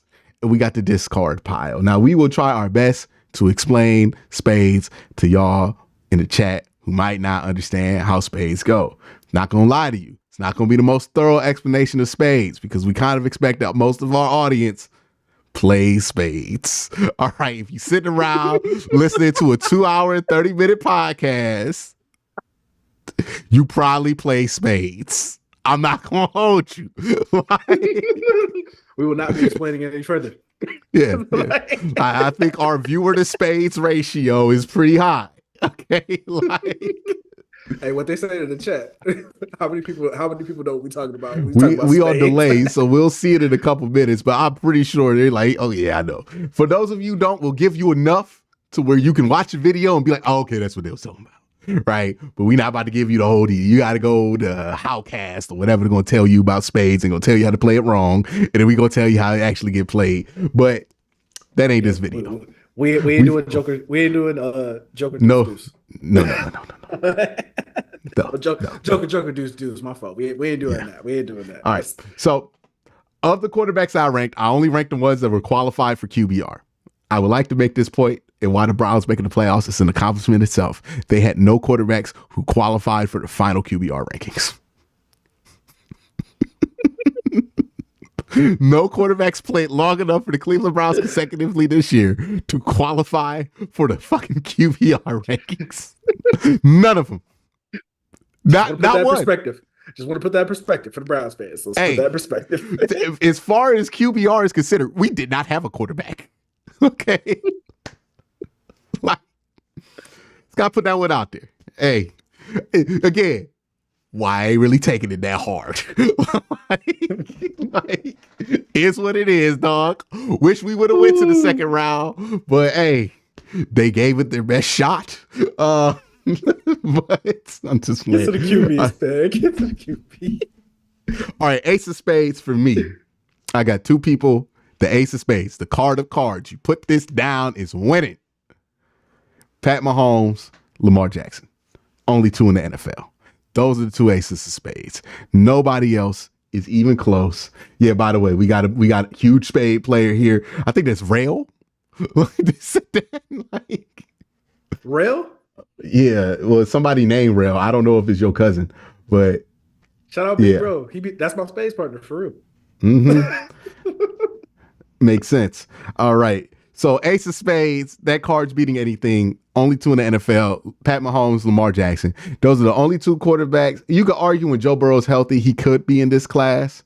But those are the only two. But like for me, I don't feel that way because he don't ever do that shit to the teams I care about. Right. So maybe the other people, it's easy to put them here. But like when I don't be like, oh God, Joe Burrow coming to town. Like that's not how I ever feel.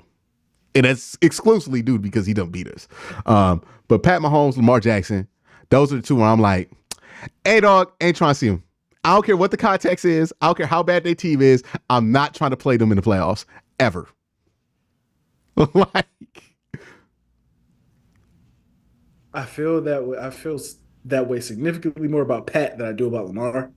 Just because Lamar's postseason performances haven't been to the level that Patrick Mahomes has been. I'm still not trying to see Lamar. I can see that. What I'm saying?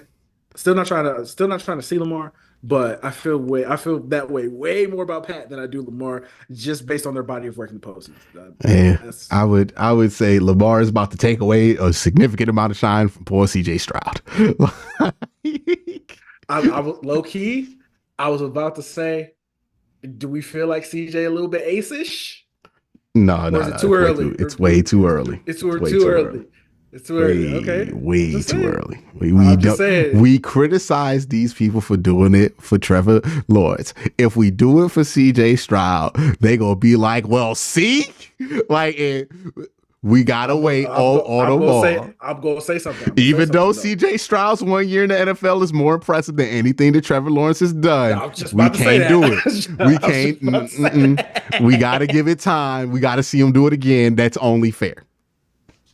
If you light up the Ravens, we're not about to be. We're not about to be. The Ravens, we're gonna put them in the ace. No, we're not about to be like them on ESPN where we just throwing dudes in there all vibes and how we feeling in the exact. We're gonna try to think about this with some levity. We can't just put somebody at ace of spade off 1 year of work. It took Lamar Jackson 2 MVPs to get to here. He's scraping by. We're like, yo, Lamar's barely in here. We can't be out here putting CJ in here. Like, hey man. No. Lamar ain't had a game in the playoffs like CJ had. Lamar has. He had a good game in the playoffs last time. Wasn't that good? Yeah, it was really good. It was a really good game. He played against the Titans. They blew him out. Hey, CJ fucking does stop. All right, we're gonna get to our face spades. Right? What's the face? Face spades, for those of you who don't know, those are spades that are kings, queens, jacks, and those are almost as valuable as your aces, but not as valuable as your aces, right? They are, unless you're playing deuces wild, they are your second tier cards, right? Like, okay, you could be everything with it. If you have it, you count it as a book, right? Like you count it as a book. Josh Allen, CJ Stroud, Joe Burrow. Are we doing AFC? Do I feel like? Yeah. I feel like the AFC one's that's solid. All right. I don't even think I got to explain any of those. All right. Low spades. These are the possibles, right? I got 4 in the possible. We are in possible territory, right? Hey, if it go right, it might hit. Right? That's where we at. These are the upper tier version of that. the low spades, where it's like, hey, dog, it's a good chance. It's still a spade, right? Like, it just depends on how the hand get played. Depends on how the hand get played. 4 spade, 8 a spade, 9 a spade. It just matters what the situation is. We cutting. It just, yep. And the 2 low spades that I have here, and this is where we might get into discrete territory. I still have Tua, and I have Justin Herbert. We're all like, hey, if everything's right, you can win. Like, yeah, everything's right. That might be a book. Like, if everything's right, that might be a book. And I think that's a fair place to put him. I hate what the Clippers have done to Justin Herbert, man. I hate look, everything ain't right, though. Like, everything ain't right. Like, ain't no way he would have with that hand. Like, Justin Herbert can't be your best card. Like, because I feel like Justin Herbert, talent-wise, he could be a face spade. But the Clippers, man. The Clippers. Justin Herbert should be a face spade. He should be. He is a low spade. And Tua should be a face card. But he's a low spade because he played with the Miami Dolphins. And they got Tyreek and Jalen Waddle and all them fast dudes. And hey, man, he throwing to him. It's kind of a low spade situation. Honestly, if you put Tua in the tier below, after what I saw, I wouldn't have got mad. But that's where he needs to be. That's where he needs to be. That's where he needs to be. That's all right, we got it. Justin can be there, but it makes me sad that we got to put him there because he shouldn't be there. Yep. And then we got our face cards. You got to play them early, right? Like, you got to play them early. The Ace of Hearts. Uh-huh. Get it out there. Yeah, you gotta get that out there. You gotta play them early, right? Hey, you see that suit? You gotta get the right matchup. You gotta get the right hand. You gotta know when to play these cards. They're only good for a certain amount of time. If you don't get these out in the first 3 hands, we in trouble. And I think that perfectly describes. And I think that description perfectly describes Trevor Lawrence and Russell Wilson. Like, get it out early and play it at the right time. Because, hey, look, that Trevor card ain't always going to win you a hand. But you know what? You smart. You play it early. You coordinate with your partner. You have good chemistry. You get you a book. You get you a couple books with the face cards. You can't rely your whole hand on them. But you know what? You got to know when to play them. Right? These are also the cards that get you cussed out. Mm-hmm. Because if you play the ace and your partner play a king, well, now y'all got to fight. What are you doing? Yeah. What are you doing? I think this is a perfect analogy for Trevor Lawrence and Russell Wilson. Because what has followed these 2 quarterbacks? Absolute chaos. Okay? Just straight up absolute chaos. Because they're good enough to win you a hand if you play it right, but boy, can you fuck it up. Like, and nothing says that like Trevor Lawrence and Russell Wilson. Those are the most face quarterbacks I've ever seen. By the way, if Deshaun Watson was healthy enough, this is where I would throw him. Yeah, 100%. 100%. You ever had your partner cut you in spades? Real quick, you ever had your partner cut you? Woo! I got an auntie that don't talk to me still to this day because of that. Rail did that to me. Rail did that to me once. Mm-hmm. By the way, shout out to Rail. He is in the chat. Shout out Rail. He did that to me once. We got over it though. Dog, you be mad. Mad as you shit. Be mad. Like, you, especially if they play it after, like they just wasn't paying attention. Yeah, because you just wasn't paying attention, bro. What are you doing? It's like, oh, what, you played the king? Now we about to lose. No way you played my card. Like, we could have won this shit with a 9. Like, what are you doing? What are you doing? It's like you were supposed to throw off. You were supposed to throw off, bro. Rail says, COVID and I have definitely experienced Trevor Lawrence scenarios multiple times in our spending career. Hey, dog, get you in trouble. That face card can get you in trouble, man. All right, then we got the discard pile. Now, ain't nothing wrong with the discard pile. It's only so many cards that can win you a hand. But these are the cards you thought, like, here, take it, I guess. Like, hey, if you win a hand with that, you can't be that mad about this, right? Like, it just is what it is. Gardner Minshew, Kenny Pickett, Aiden O'Connell, Zach Wilson, Mac Jones. Also, where I would throw Joe Flacco, like, because that wasn't that not the energy with Joe Flacco in there. Like, hey, dog, take it. Let's see how far we can Let's see how far we can let this 9 of diamonds run. Like, that's basically what he was doing. I know, you know what? Joe got us to the playoffs, man. I might give him a low face card. No. We weren't ever walking into the game like, hey man, we got Joe Flacco. They don't. Like, no, we was like, hey. He could have been a jack of heart. We played the 2 games we blew out. We were like, hey, look, I know Joe ain't no face card. He's a 10 of diamonds. But guess what, baby? They got 3 of hearts. Let's go. Let's go. We gonna win that hand. And then what happened? We went up against a face spade in the playoffs. Ooh, we found out we had a 10 of diamonds. That's it. Like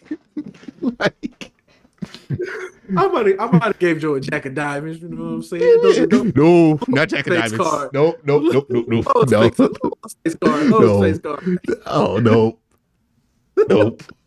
We was feeling good, man. Don't do that to Joe. We was feeling good. We was feeling good. It was kind of unfounded though. Like when we look back at it, we were like, hey man, it was a lot of turnovers. But we was winning. Yeah. Because the defense was playing out their mind. And defense did it, then we saw what happened. But like the defense is a face card. Like, but Joe was a 10 of diamonds. Like, defense not even a low spade. That's crazy. Oh, the low spade. It was a low spade for most of the year. Just hey, face spade. It was a low spade versus a face spade. Like we was trying to throw up a 10 of diamonds and a low spade against a king of spades, and they got us. They got us, dog. Is what it is. All right. But Gardner Minshew, Kenny Pickett, Aiden O'Connell, Zach Wilson, and I have Mac Jones as the worst card in the deck. Damn. Yeah, he the only one that got replaced and the team got better. Mac Jones, the 2 of diamonds. He like the 2 of diamonds. Just useless. Yeah, he's straight up. Well, I don't know. Sometimes deuces is wild, but he like the 4 of diamonds. Like in no scenario was he useful. like not unless you're trying to throw off. Yeah, it is. All right, just fuck it. Here, take it. Like the only way you're useful is you're sacrificing that for your homeboy to win a round. Like. Or if you got like 1 card, you got 1 card in that face, and you just trying to get that off, so you start cutting people. Look, you just trying to make sure you stay within the regulations of the game. You are trying not to renege, right? Just, all right, throw that 4 out there, dog. It's time for me to. Here you go. Yeah, you had that one. Yeah, you throw that card out, everybody know you ain't got shit. Your partner throw out an 8, and you throw out a 4. Like, oh, he's cooked. He ain't got no diamonds. Like, you just be like. Shit. Nobody gonna argue that spade you throw out there the next time is diamonds. Like they were like, nah, we know Kobe ain't got shit. Like he threw out the 4. Like, hey, somebody did make the point. Kenny Pickett got replaced and the team got better, but Kenny Pickett was technically winning when he was out there. Like Mason Rudolph replaced Mitch Trubisky and the team got better.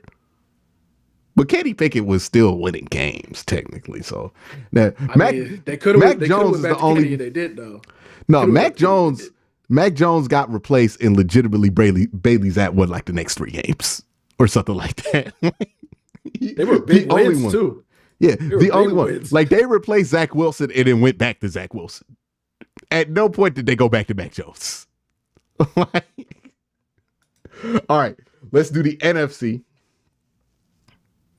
And I have no aces of spades in the NFC. I have no face spades in the NFC. Damn. I have only low spades. In the low spade category, I have Dak Prescott, Brock Purdy, and new entrant, Mr. Jordan Love. Yeah, you have him as a new entrant? Yeah. Oh, didn't really know what to make out of Jordan Love. But nah. Okay, he a low spade. He got low spade potential. Man, you know what? I'm gonna say something, and it might sound crazy. Oh boy, I'm gonna say something that might sound crazy.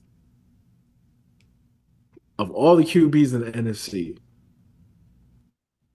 Jordan Love is probably the only one who can move up into a new category.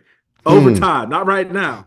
Over time, he's probably the only one who can move up to a I new would say one. Brock Purdy's still young. And if he just makes better decisions under pressure later in his career, he could be a face spade. I will give him that credit. But right now, I think people overrate who Brock Purdy is right now. I think he will, since he's in a position where he could develop, play, not get benched. He's going to get better. But like right now, he's not what everybody wants him to be. But I think in like 4 years, there's a chance he's much better. But he's just not what people want him to be now. Now, Dak, Jordan Love low is the speed. only one with confidence. I could say, yeah, he might be a face spade. Ace, No, he ain't, maybe. I don't know. But like Uh, Jordan Love could evolve into that point, but it's way too early to tell. And also, he's much older than a quarterback starting for his first year would usually be, even though he's the same age as Kenny Pickett. yeah, they're both 25. It's hilarious, by the way. It's Hey, hilarious, by the way. and Jordan Love was better at college football. But yeah, those are my. Do you have anybody else you want to throw in the low spade? Let me see. No, Dak is definitely a little spade. Dak Oh is a little man, that spade. if he would have just had a better playoff game, I could have justified throwing him in as a face spade, like a jack. I'm about to say, man, he was an all pro this year. We gonna put him in low spade. That's crazy. Yeah, but at the end of the day, you could beat that card. Like that's the thing. Like if you feel like you got a good hand and they throw out Dak Prescott, you could beat that. The Green Bay Packers just beat it with another low spade. That's why low key think Jordan kind of like up in that and might need to he, move him up. we'll see what Might he need to does move next him week. up. Yeah, But let's see what he does next week. We might need to yeah, move him up. but Dak, every time you think Dak is a face spade, you throw that card out, it'll get beat by 10. Dang, so you saying Dak like an 8? Yeah, like an 8 or 9. Like, it's like almost, but not quite. Like So so if you get forced, if you have to play the Dak low spade late in the game where everybody got their spades left, you're cooked. If you throw that low spade when everybody ain't rebooking or everybody ain't at the point where they ran out of all their suits so they can't do shit about that spade, oh yeah, Dak winning that hand. But then so if another team can throw out that spade, which is the playoffs, it's a wrap every time with Dak. so if Dak an 8 or a 9, Jordan Love a 10 or a Jack? Jordan Love is a flexible one because sometimes my man plays like a discard pile and sometimes he plays like a face spade. So I'm just averaging it out and calling him a low spade right now. Okay, so we can just say he a 10. Yeah, because remember the homeboy fumbled a QB sneak. Like He did do that. I forgot about that. I forgot about that. For all the Forgot about that. spectacular stuff, he's also done some questionable shit this year. But yeah, like that's where I would put him. And that's good enough to beat Dak sometimes. That's why I can't put Dak any higher. Face cards. Now the NFC is full of face cards. Jalen Hurts. Yeah, you got demoted, buddy. You got demoted, buddy. Demoted. I'm sorry. Yeah, look, I know you hurt all this stuff. Hey, dog, I still watch you play football. Jared Goff, well-known face card. Matt Stafford, he's older. He used to be a low spade back in the days. He's a face card now. Kirk Cousins, Ooh. ultimate face card. Yes, he is. And then we got Baker Mayfield. Congratulations for the upgrade, Mr. Mayfield. You have made it to face card status. Yes. Because he was in that discard pile for a long time, for a couple years now. He was just here, take it. What you want? Here's a 5th round pick. Like, so, Baker's there. And then I don't know what to do with Kyler Murray, but I wouldn't put him in discard pile, so I just put him in face cards. But here's the crazy thing, Browns fans. Kyler Murray qualified for the year-end QBR rankings. None of the Browns quarterbacks did this year because none of them played long enough. But Kyler Murray did. Yes. That's the kind of year we had at quarterback. 11-6.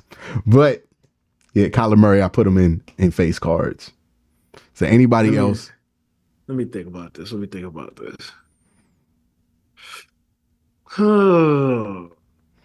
I'm trying to think if there's anybody in the face cards that I could argue could be low spades.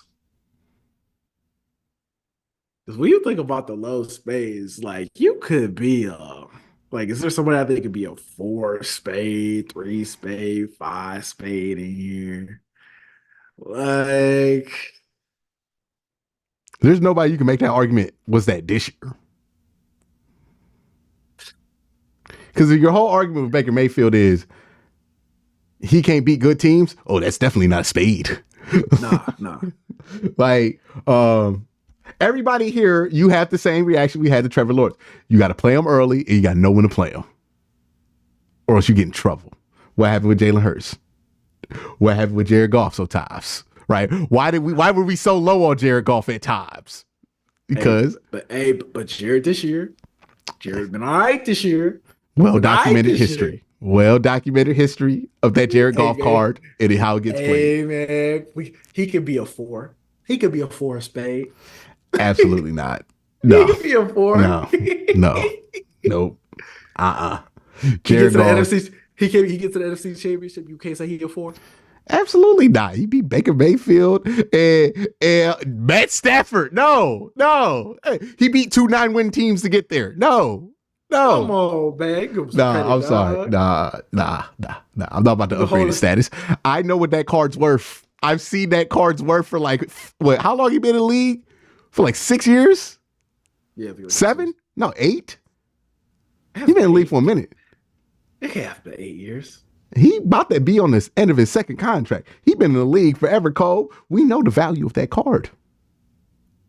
That value ain't go up. Every time we do this with Jared Goff, by the way, Jared Goff proves himself to be Jared Goff. Every time. We've done this argument like 3 times on this podcast. And then immediately after, we're like, yep, they're mine. Like, nah, I feel comfortable this time. Don't do this to him, man. Because if Baker Mayfield gets to the NFC Championship, you're not going to hear the end of it. I'm never going to hear the end of it. Don't do this to yourself. Do not Jared Goff jinx yourself. Just let him sit in this face card pile like he belong. Okay, like you know he belong. We've been trying to pull this man out this pile all year. Every time he forces himself back into this pile. I'm gonna wait till we Let's get to wait. the NFC Championship. Okay. Once we get to the NFC Championship, bring it back up. Because you know when you're gonna bring it back up after they get to the NFC Championship, because that's gonna be the only time. Because you know you about to throw 3 interceptions in the NFC Championship. Listen, I'm mentally prepared for it already. All right, Kirk Cousins.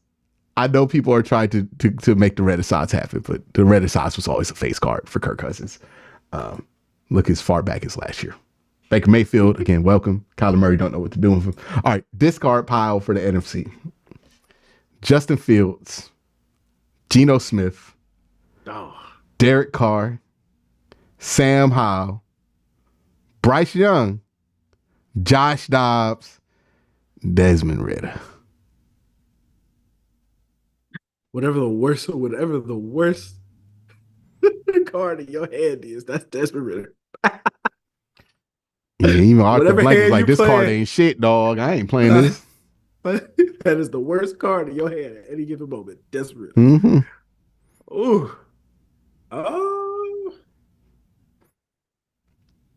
Justin Fields is the only one I think can escape. Yeah, Justin Fields can escape if he's in a different situation. Geno had a down year. Yeah, Justin Fields pretty much. Did Geno have a down year? Or did Geno have a regular Geno Smith year? And maybe last year was just out the normal for Geno Smith. Like I think it's more along the lines of that. He had a down year from the year he had prior. He went back to earth. That's good. Because last year, Geno definitely would have been a face card. 100% would have been a face card. Yeah. And that's the only year of his life in the NFL where he was ever a face card. Every other season, he's been in the discard pile. He back home, Cole. This is what Geno Smith did. I hate it when this happens. Yeah. Hey, dog. but we all knew it was happening. I don't know why we acted like, oh yeah, it could be different this time. Every time the random Derek Anderson, every time the random quarterback pops up out of nowhere and has a hot season, we be like, oh, he's gonna stick around this time. Derek Anderson known for backing up Cam Newton his whole life. like every time, dog. Like, look, somebody about to do it with Joe Flacco. Think he rewrote the history books. Okay. All right. We was actually talking about Joe Flacco getting to the Hall of Fame this postseason. We was drunk. We was drunk. We was having a good time. We should have known we was drunk when we was saying that. Like, when we was entertaining the thought of that conversation. And I can't even passively say I was entertaining, like, yeah, well, you know, if he does win the Super Bowl this year, you would have to put him in that category of Eli Manning. I'm like, yeah, I was drunk, dog. We was drunk on that Flacco. Okay. Hey, we appreciate we was the moment. Ever entertaining that. That's nuts. We appreciate the moment, man. We was trying to have fun. We have fun. That's all that matters. We treated Joe Flacco like a weekend in Vegas. All right. Hey, man, I paid $50 for that cocktail, but you know what? I had fun. Ooh. Oh, man. Let's get off this topic. Desmond Ridder.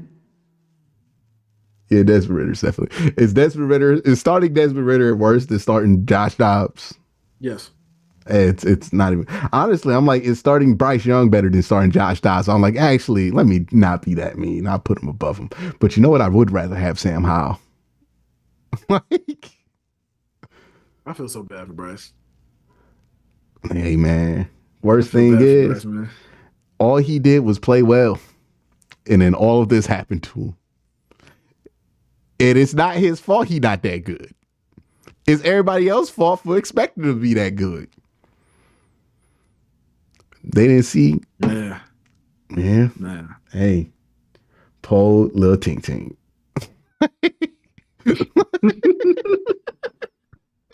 Every time I watch him out, they're like, Paul Lil Ting Ting.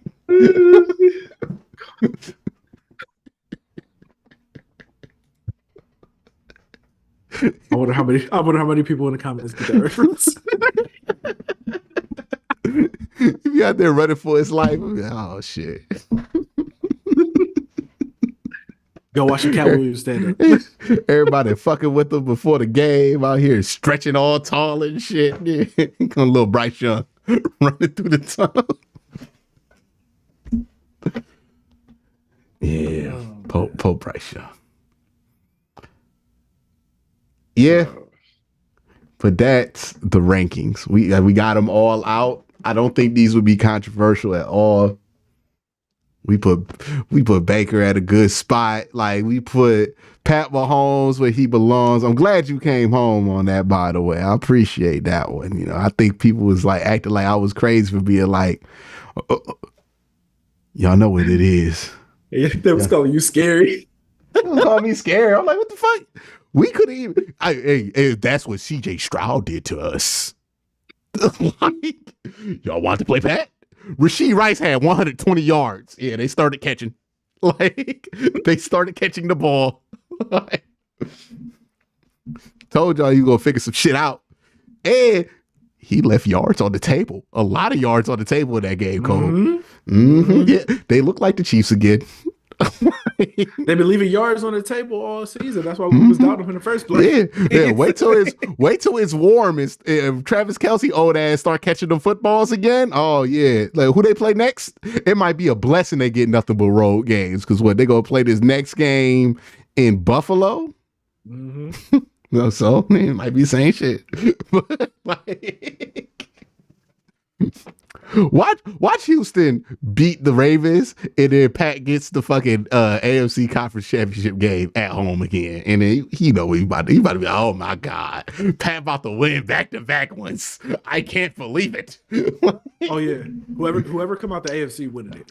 Yeah, whoever come out the AFC winning it. 100%. But hey man, this is just a show. I don't be saying this shit about Pat Mahomes for no reason. I be trying to tell y'all motherfuckers, y'all ever want to believe it. But hey, man, It is what it is. It is what it is. It is what it is. Some people are right about Jared Goff. Some people are right about Pat Mahomes. Hey, Jerry, I need you to get to that Super Bowl now, dog. I need you to do it. Why? So my point can be proven even more? Redemption time. Oh, you remember? Redemption time. Yeah, I look. That money line would be negative whatever. Like, Pat Mahomes anytime touchdown. You wouldn't even be able to bet it. But that Jared Goff anytime touchdown, you might be able to get some money on that. Did they play first week of the season? Was that the first game of the season? Mm-hmm. And they didn't have Chris Jones, and the Lions won, which makes me even more confident that if the Lions ran into the Kansas City Chiefs again, they are absolutely losing. Like, absolutely. The Chiefs got to avenge shit? Yeah, dog. Yeah, dog. That's a wrap. That's a wrap. That being the first and last game of the season would be crazy, though. Script writers in their bag. By the way, shout out to the NFL crazy. Script writers who was like, yeah, all this year, the defense shit, we throwing that out.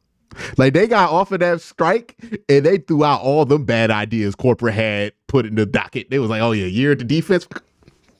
CJ Stroud about to put 50 on them boys. Yeah. Where the Cowboys at? Yeah, we about to. It's like when somebody new takes over a franchise, and that like it was like when was it Zack Snyder lost control to Josh Whedon in Justice League, and he was building everything around the Flash and Cyborg, and Josh Whedon came in here like, let me tell you something, fuck both these characters, dog. We not about to do shit with both of these characters in this cut. And somebody came in and retconned the script because it was a year defense coming into it, and they took the Cowboys and the Browns, two best defense in the NFL, and it was like, yeah, dog, let me tell you something. Year of the young quarterback. That's what we're writing over this. CJ Stroud and Bryce Young dominate. That's what we're going to get this defense with bullshit. We're going to talk about Myles Garrett MVP. Get out. Script writers was not messing with the defense in the playoffs. That was hilarious to watch. I'm like, damn. So they did us like that, man. Hey. We got cooked, dog. We got Hey, it was a good week to be a first-year quarterback in the state of Texas. I'll say that. Say that. But hey, look, at least we wasn't starting Dak. Could you imagine if a number 4 were starting? If that happened? We wouldn't be able to do this pod, dog. Hey, look, I'm in good spirits. I would not be in good spirits if that happened. Like, I don't know how Cowboy fans are doing content right now. Like, that's depressing. We went over this pod like, hey man, it's never been more over. You know how like somebody's like when it's like, yeah, man, I guess we got to figure out what we're gonna do with Dak. The guys are getting older. Like all of that Cowboys confidence is just off. But hey, just Browns fans, just appreciate the Cowboys because they'll do it for us. Hey, they took that heat off us for real. Mm-hmm. And look, shout out to Pittsburgh because they knew only people were watching that first half of that game. By the time they went down 21, it wasn't matter. It didn't matter that they came back. Nobody gave them credit for that. Fuck them, right? Like. Hey, you see Mike walk out on the press, walk out on that question. What was the question? You only have one year left on your contract. How do you? And he just walked. We gonna worry about it when it comes. We gonna worry about it. Man. They ain't gonna fire that man. By the way, Buffalo beat Kansas City in the regular season, right? Yep. Revenge game. Revenge game. Mm-hmm. Hey, Pat Mahomes is sitting there telling them kids, y'all gonna catch this ball this week. Like, I don't care what you gotta do. It's a revenge game for the Bills too. Oh. It's a revenge game because of what Kansas City did to the playoffs. It's a revenge game. They got that win back in the regular season. They not about to be. No. That don't count. You know that don't count. Nah, that counts. That counts to Buffalo. They about to be out here. They need this one. They know they need this one. Yeah, I know people was talking all kind of. Win. I don't think they can win. By the way, I do not think they can win at all. Not at all. Not even a little bit. You might see some of the best interceptions you will ever see in your life in that game. That's telling you, man. Josh Allen is the most entertaining quarterback in the world and then when Josh Allen ain't got the ball, it's Pat Mahomes, and he like look. It is a special tandem when they play. Like, cause you know what? Anything could happen. And anything will happen. Yeah. And then you throw in Kadarius Toney in that mix. Whole different element, man. Whole different element. But this is QnCOLB. Look, we getting out of here at a decent time. Shout out to all of the QnCOLB supporters. Shout out to all my Roku users. You know, I didn't mean to make y'all feel bad. If I made y'all feel bad earlier in this pod, you know, it's not your fault. It's the FCC's fault. They not on this tight enough. We need better regulations. Yes. They are doing you, the consumer, wrong right now. But want to shout out to all of y'all Steel Toe gang, all my IT workers in chat who knew what the 2.4 gigahertz and 5 gigahertz bands were. Shout out to y'all. Shout out to everybody who sets up their own router. You know what I mean? That's a special select group of people. If you know what a subnet mask is, I know. I'm with you, homie. Like, we here. You know, you got a friend in me. All right. So shout out to all of my tech guys. Shout out to MKBHD for being everybody's phone review guy. Who else I'm shouting out? Shout out to Rail. He in chat. Is Rail technically inclined? Is he? Does Rail use an Android? No, he's iPhone now. He's iPhone. Okay. I don't know why I be looking at Rail's picture like I think he use Android. Rail make apps. You know what I'll tell you. I'm about to say. Yeah. He out here. Look, I bet his streaming experience is pretty good.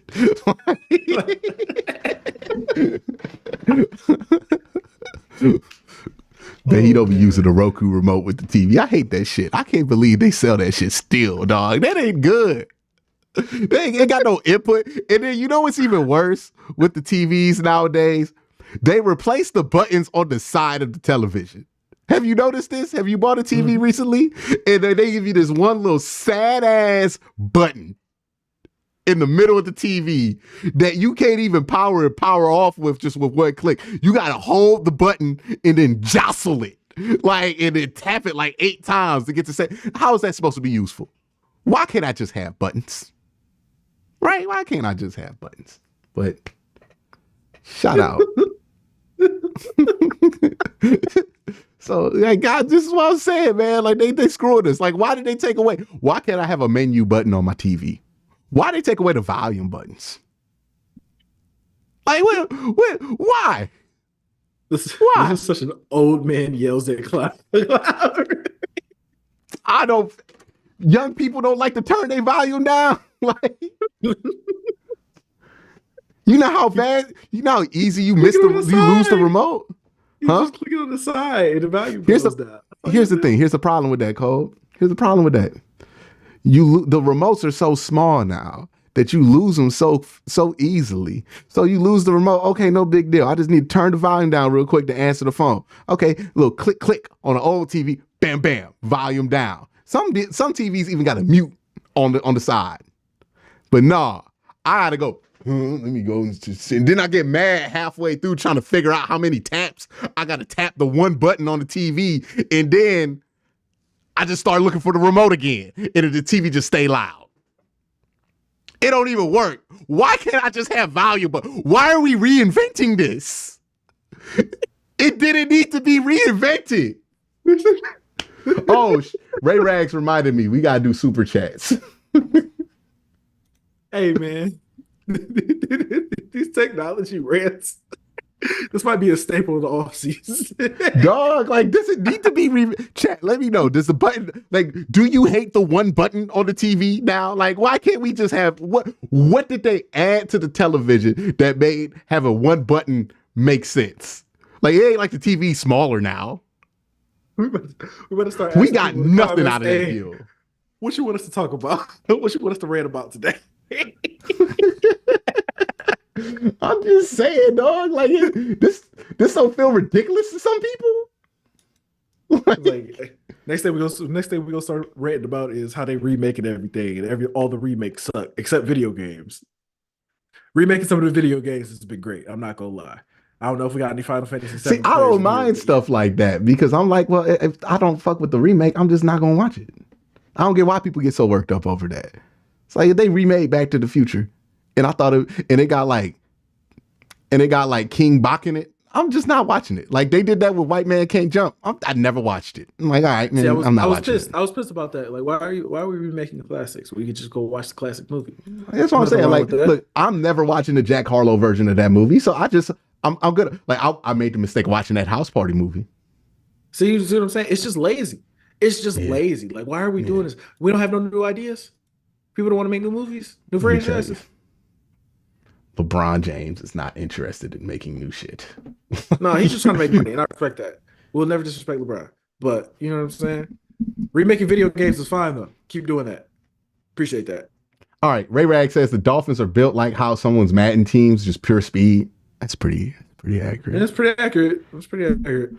My man Ray Rags again says ESPN Jeremy Fowler said that Belichick just wants a project team, quote, a talented yet underachieving team.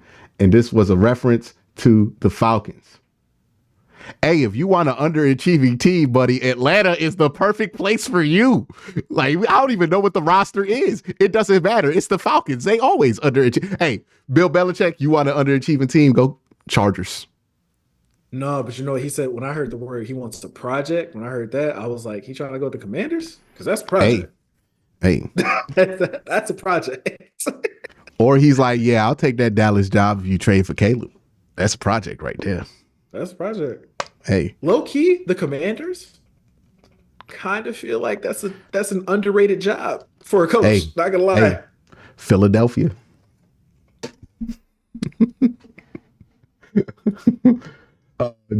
Damian Frederick said, Q said, hide your money is poor people around. Inaccurate.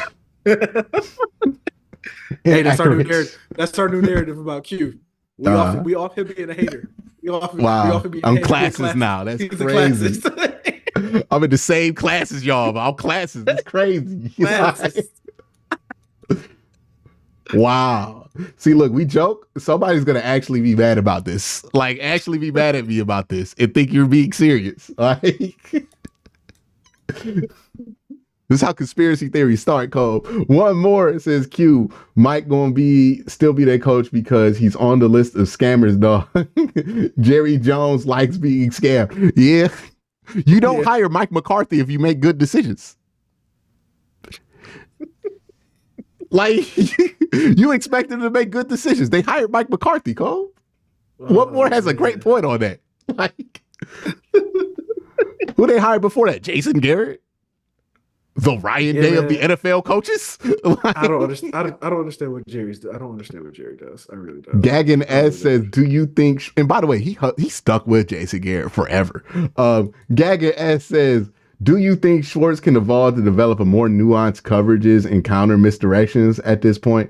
Sometimes he has no answers for smart OCs. I think there are answers. We just don't execute them all the time, right? We have young players in certain positions that have to be critical and they don't tackle well, or they're not in the right gap, or they're taking a gamble that they shouldn't. Like some of that is on Schwartz to be able to get a counter, but I think a lot of that's on just the personnel yeah. Play, because we've seen them do it before. You know what I mean? Like we've seen them do it against good offensive coordinators, and that's when they're locked in, focused, and playing well. But when they aren't locked in, they kind of look like how they did against the Texans. I think they need to have some serious conversations about personnel on the other side on defense. Obviously, I think they're easier conversations to have than the offense, but they got to get some new guys in there, especially at linebacker. I feel like it's just JOK and not much else. Like JOK and Taki are fine, but I think you can't have the other four guys be as light as they are when you have JOK and Taki, right? Yeah. As your feature. You need to have some heavier guys in there with run defense. And I also think you can stand to get bigger at tight end too, but that's a whole different conversation. Ray Rag says the amount of people saying this is because they rested their starters at week 18 is so tired. Oh, that's so stupid. That's so stupid.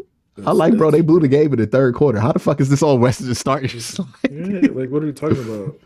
Someone was like, well, why did Joe Flacco throw those 2 pick sixes? Because he didn't throw good football. Like, I guess. What does that have to do with anything, dog? No, we not about to do no fucking Rube Goldberg machine of blame to blame this on the resting the starters in the last week of the season. Man, they just ain't show up. They just ain't show up, dog. They just did not show up. And they could have rested and not showed up. You saw the Cowboys, they played the last week of the season. They still ain't show up. They ain't show up either. Yeah. Cowboys losing badly. He's done miracles on me. Hey, man, Vegan got that one in the mainstream.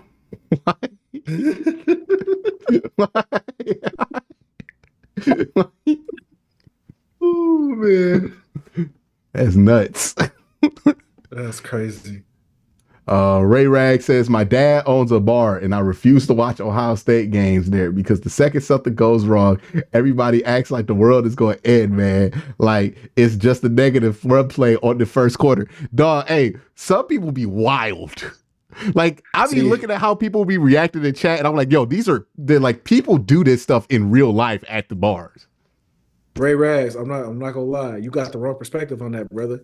You supposed to be in a bar. You supposed to be in your dad's bar, serving all them motherfuckers drinks. As soon as they start freaking out, you supposed to be like, "Yeah, man, that's terrible." Ray Rags, protect your mental health.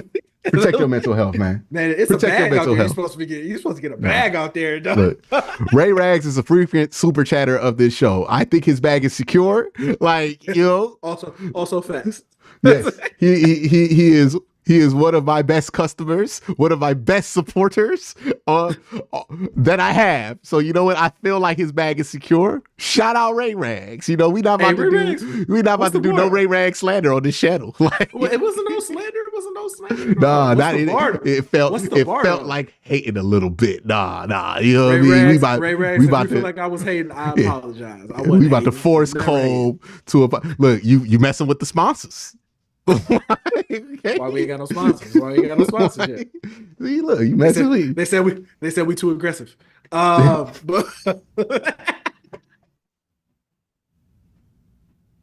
all right. I gotta get a mute switch for QnCOLB, dog. That's nuts. I can't believe. See, now that's gonna get clipped.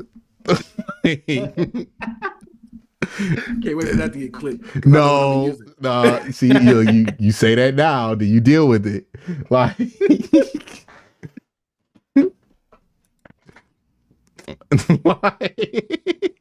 hey, dog. That was nuts. Hey, man. All right. It was funny to watch Q's stream. This from Ray Rags again. Shout out to Ray Rags, man. Really, you the real MVP, dog.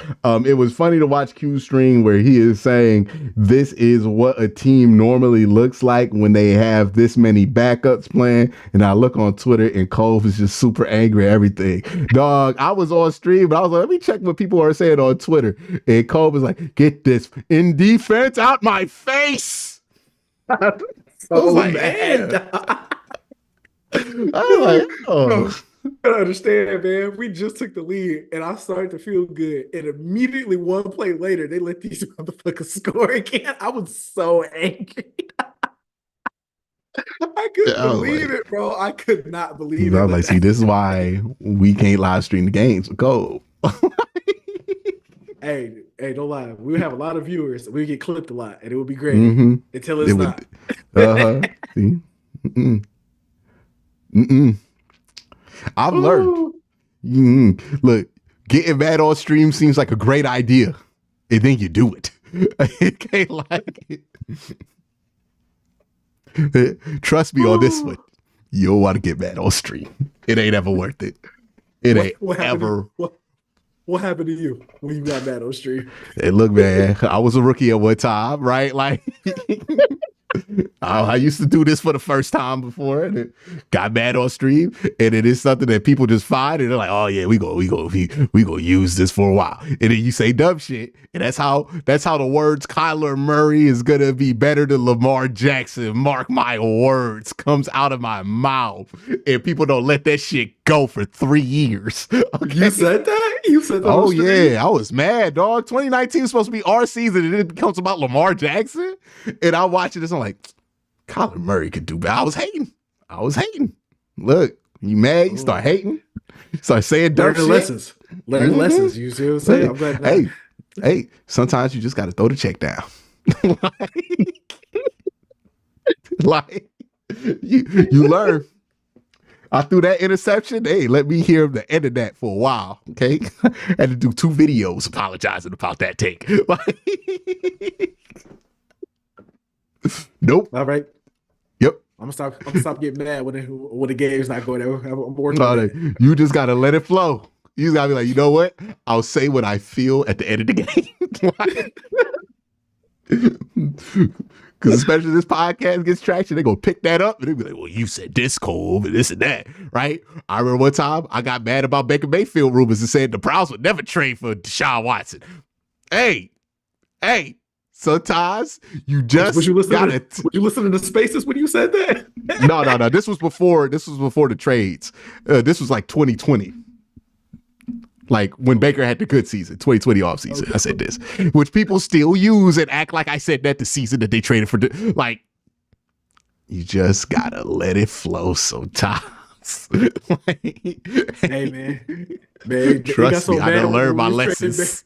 It got so bad right before Baker got traded because I was in the Spaces with Chops going crazy. It's just like, hey man, the victory laps we took when he got traded was so crazy. We cool with a lot of people now, but it was a lot of people was like, "Oh, they never trade Baker." And now see, like, when it got to after the labrum year, I was like, yeah, he's probably gone. But 2020, when they were talking about the Browns could trade for Aaron Rodgers or the Browns could trade for Deshaun Watson, I was like, why would they? I was on that. Look, man, I've learned that sometimes you got to take a step back and just see the big picture and not say anything too definitive in the moment. You just, I'm just gonna say, I'm real glad we weren't doing this pod that 2021 year. Oh man, I would have had some things to say. Hey, it took too long. That Ravens game. Yep. Look.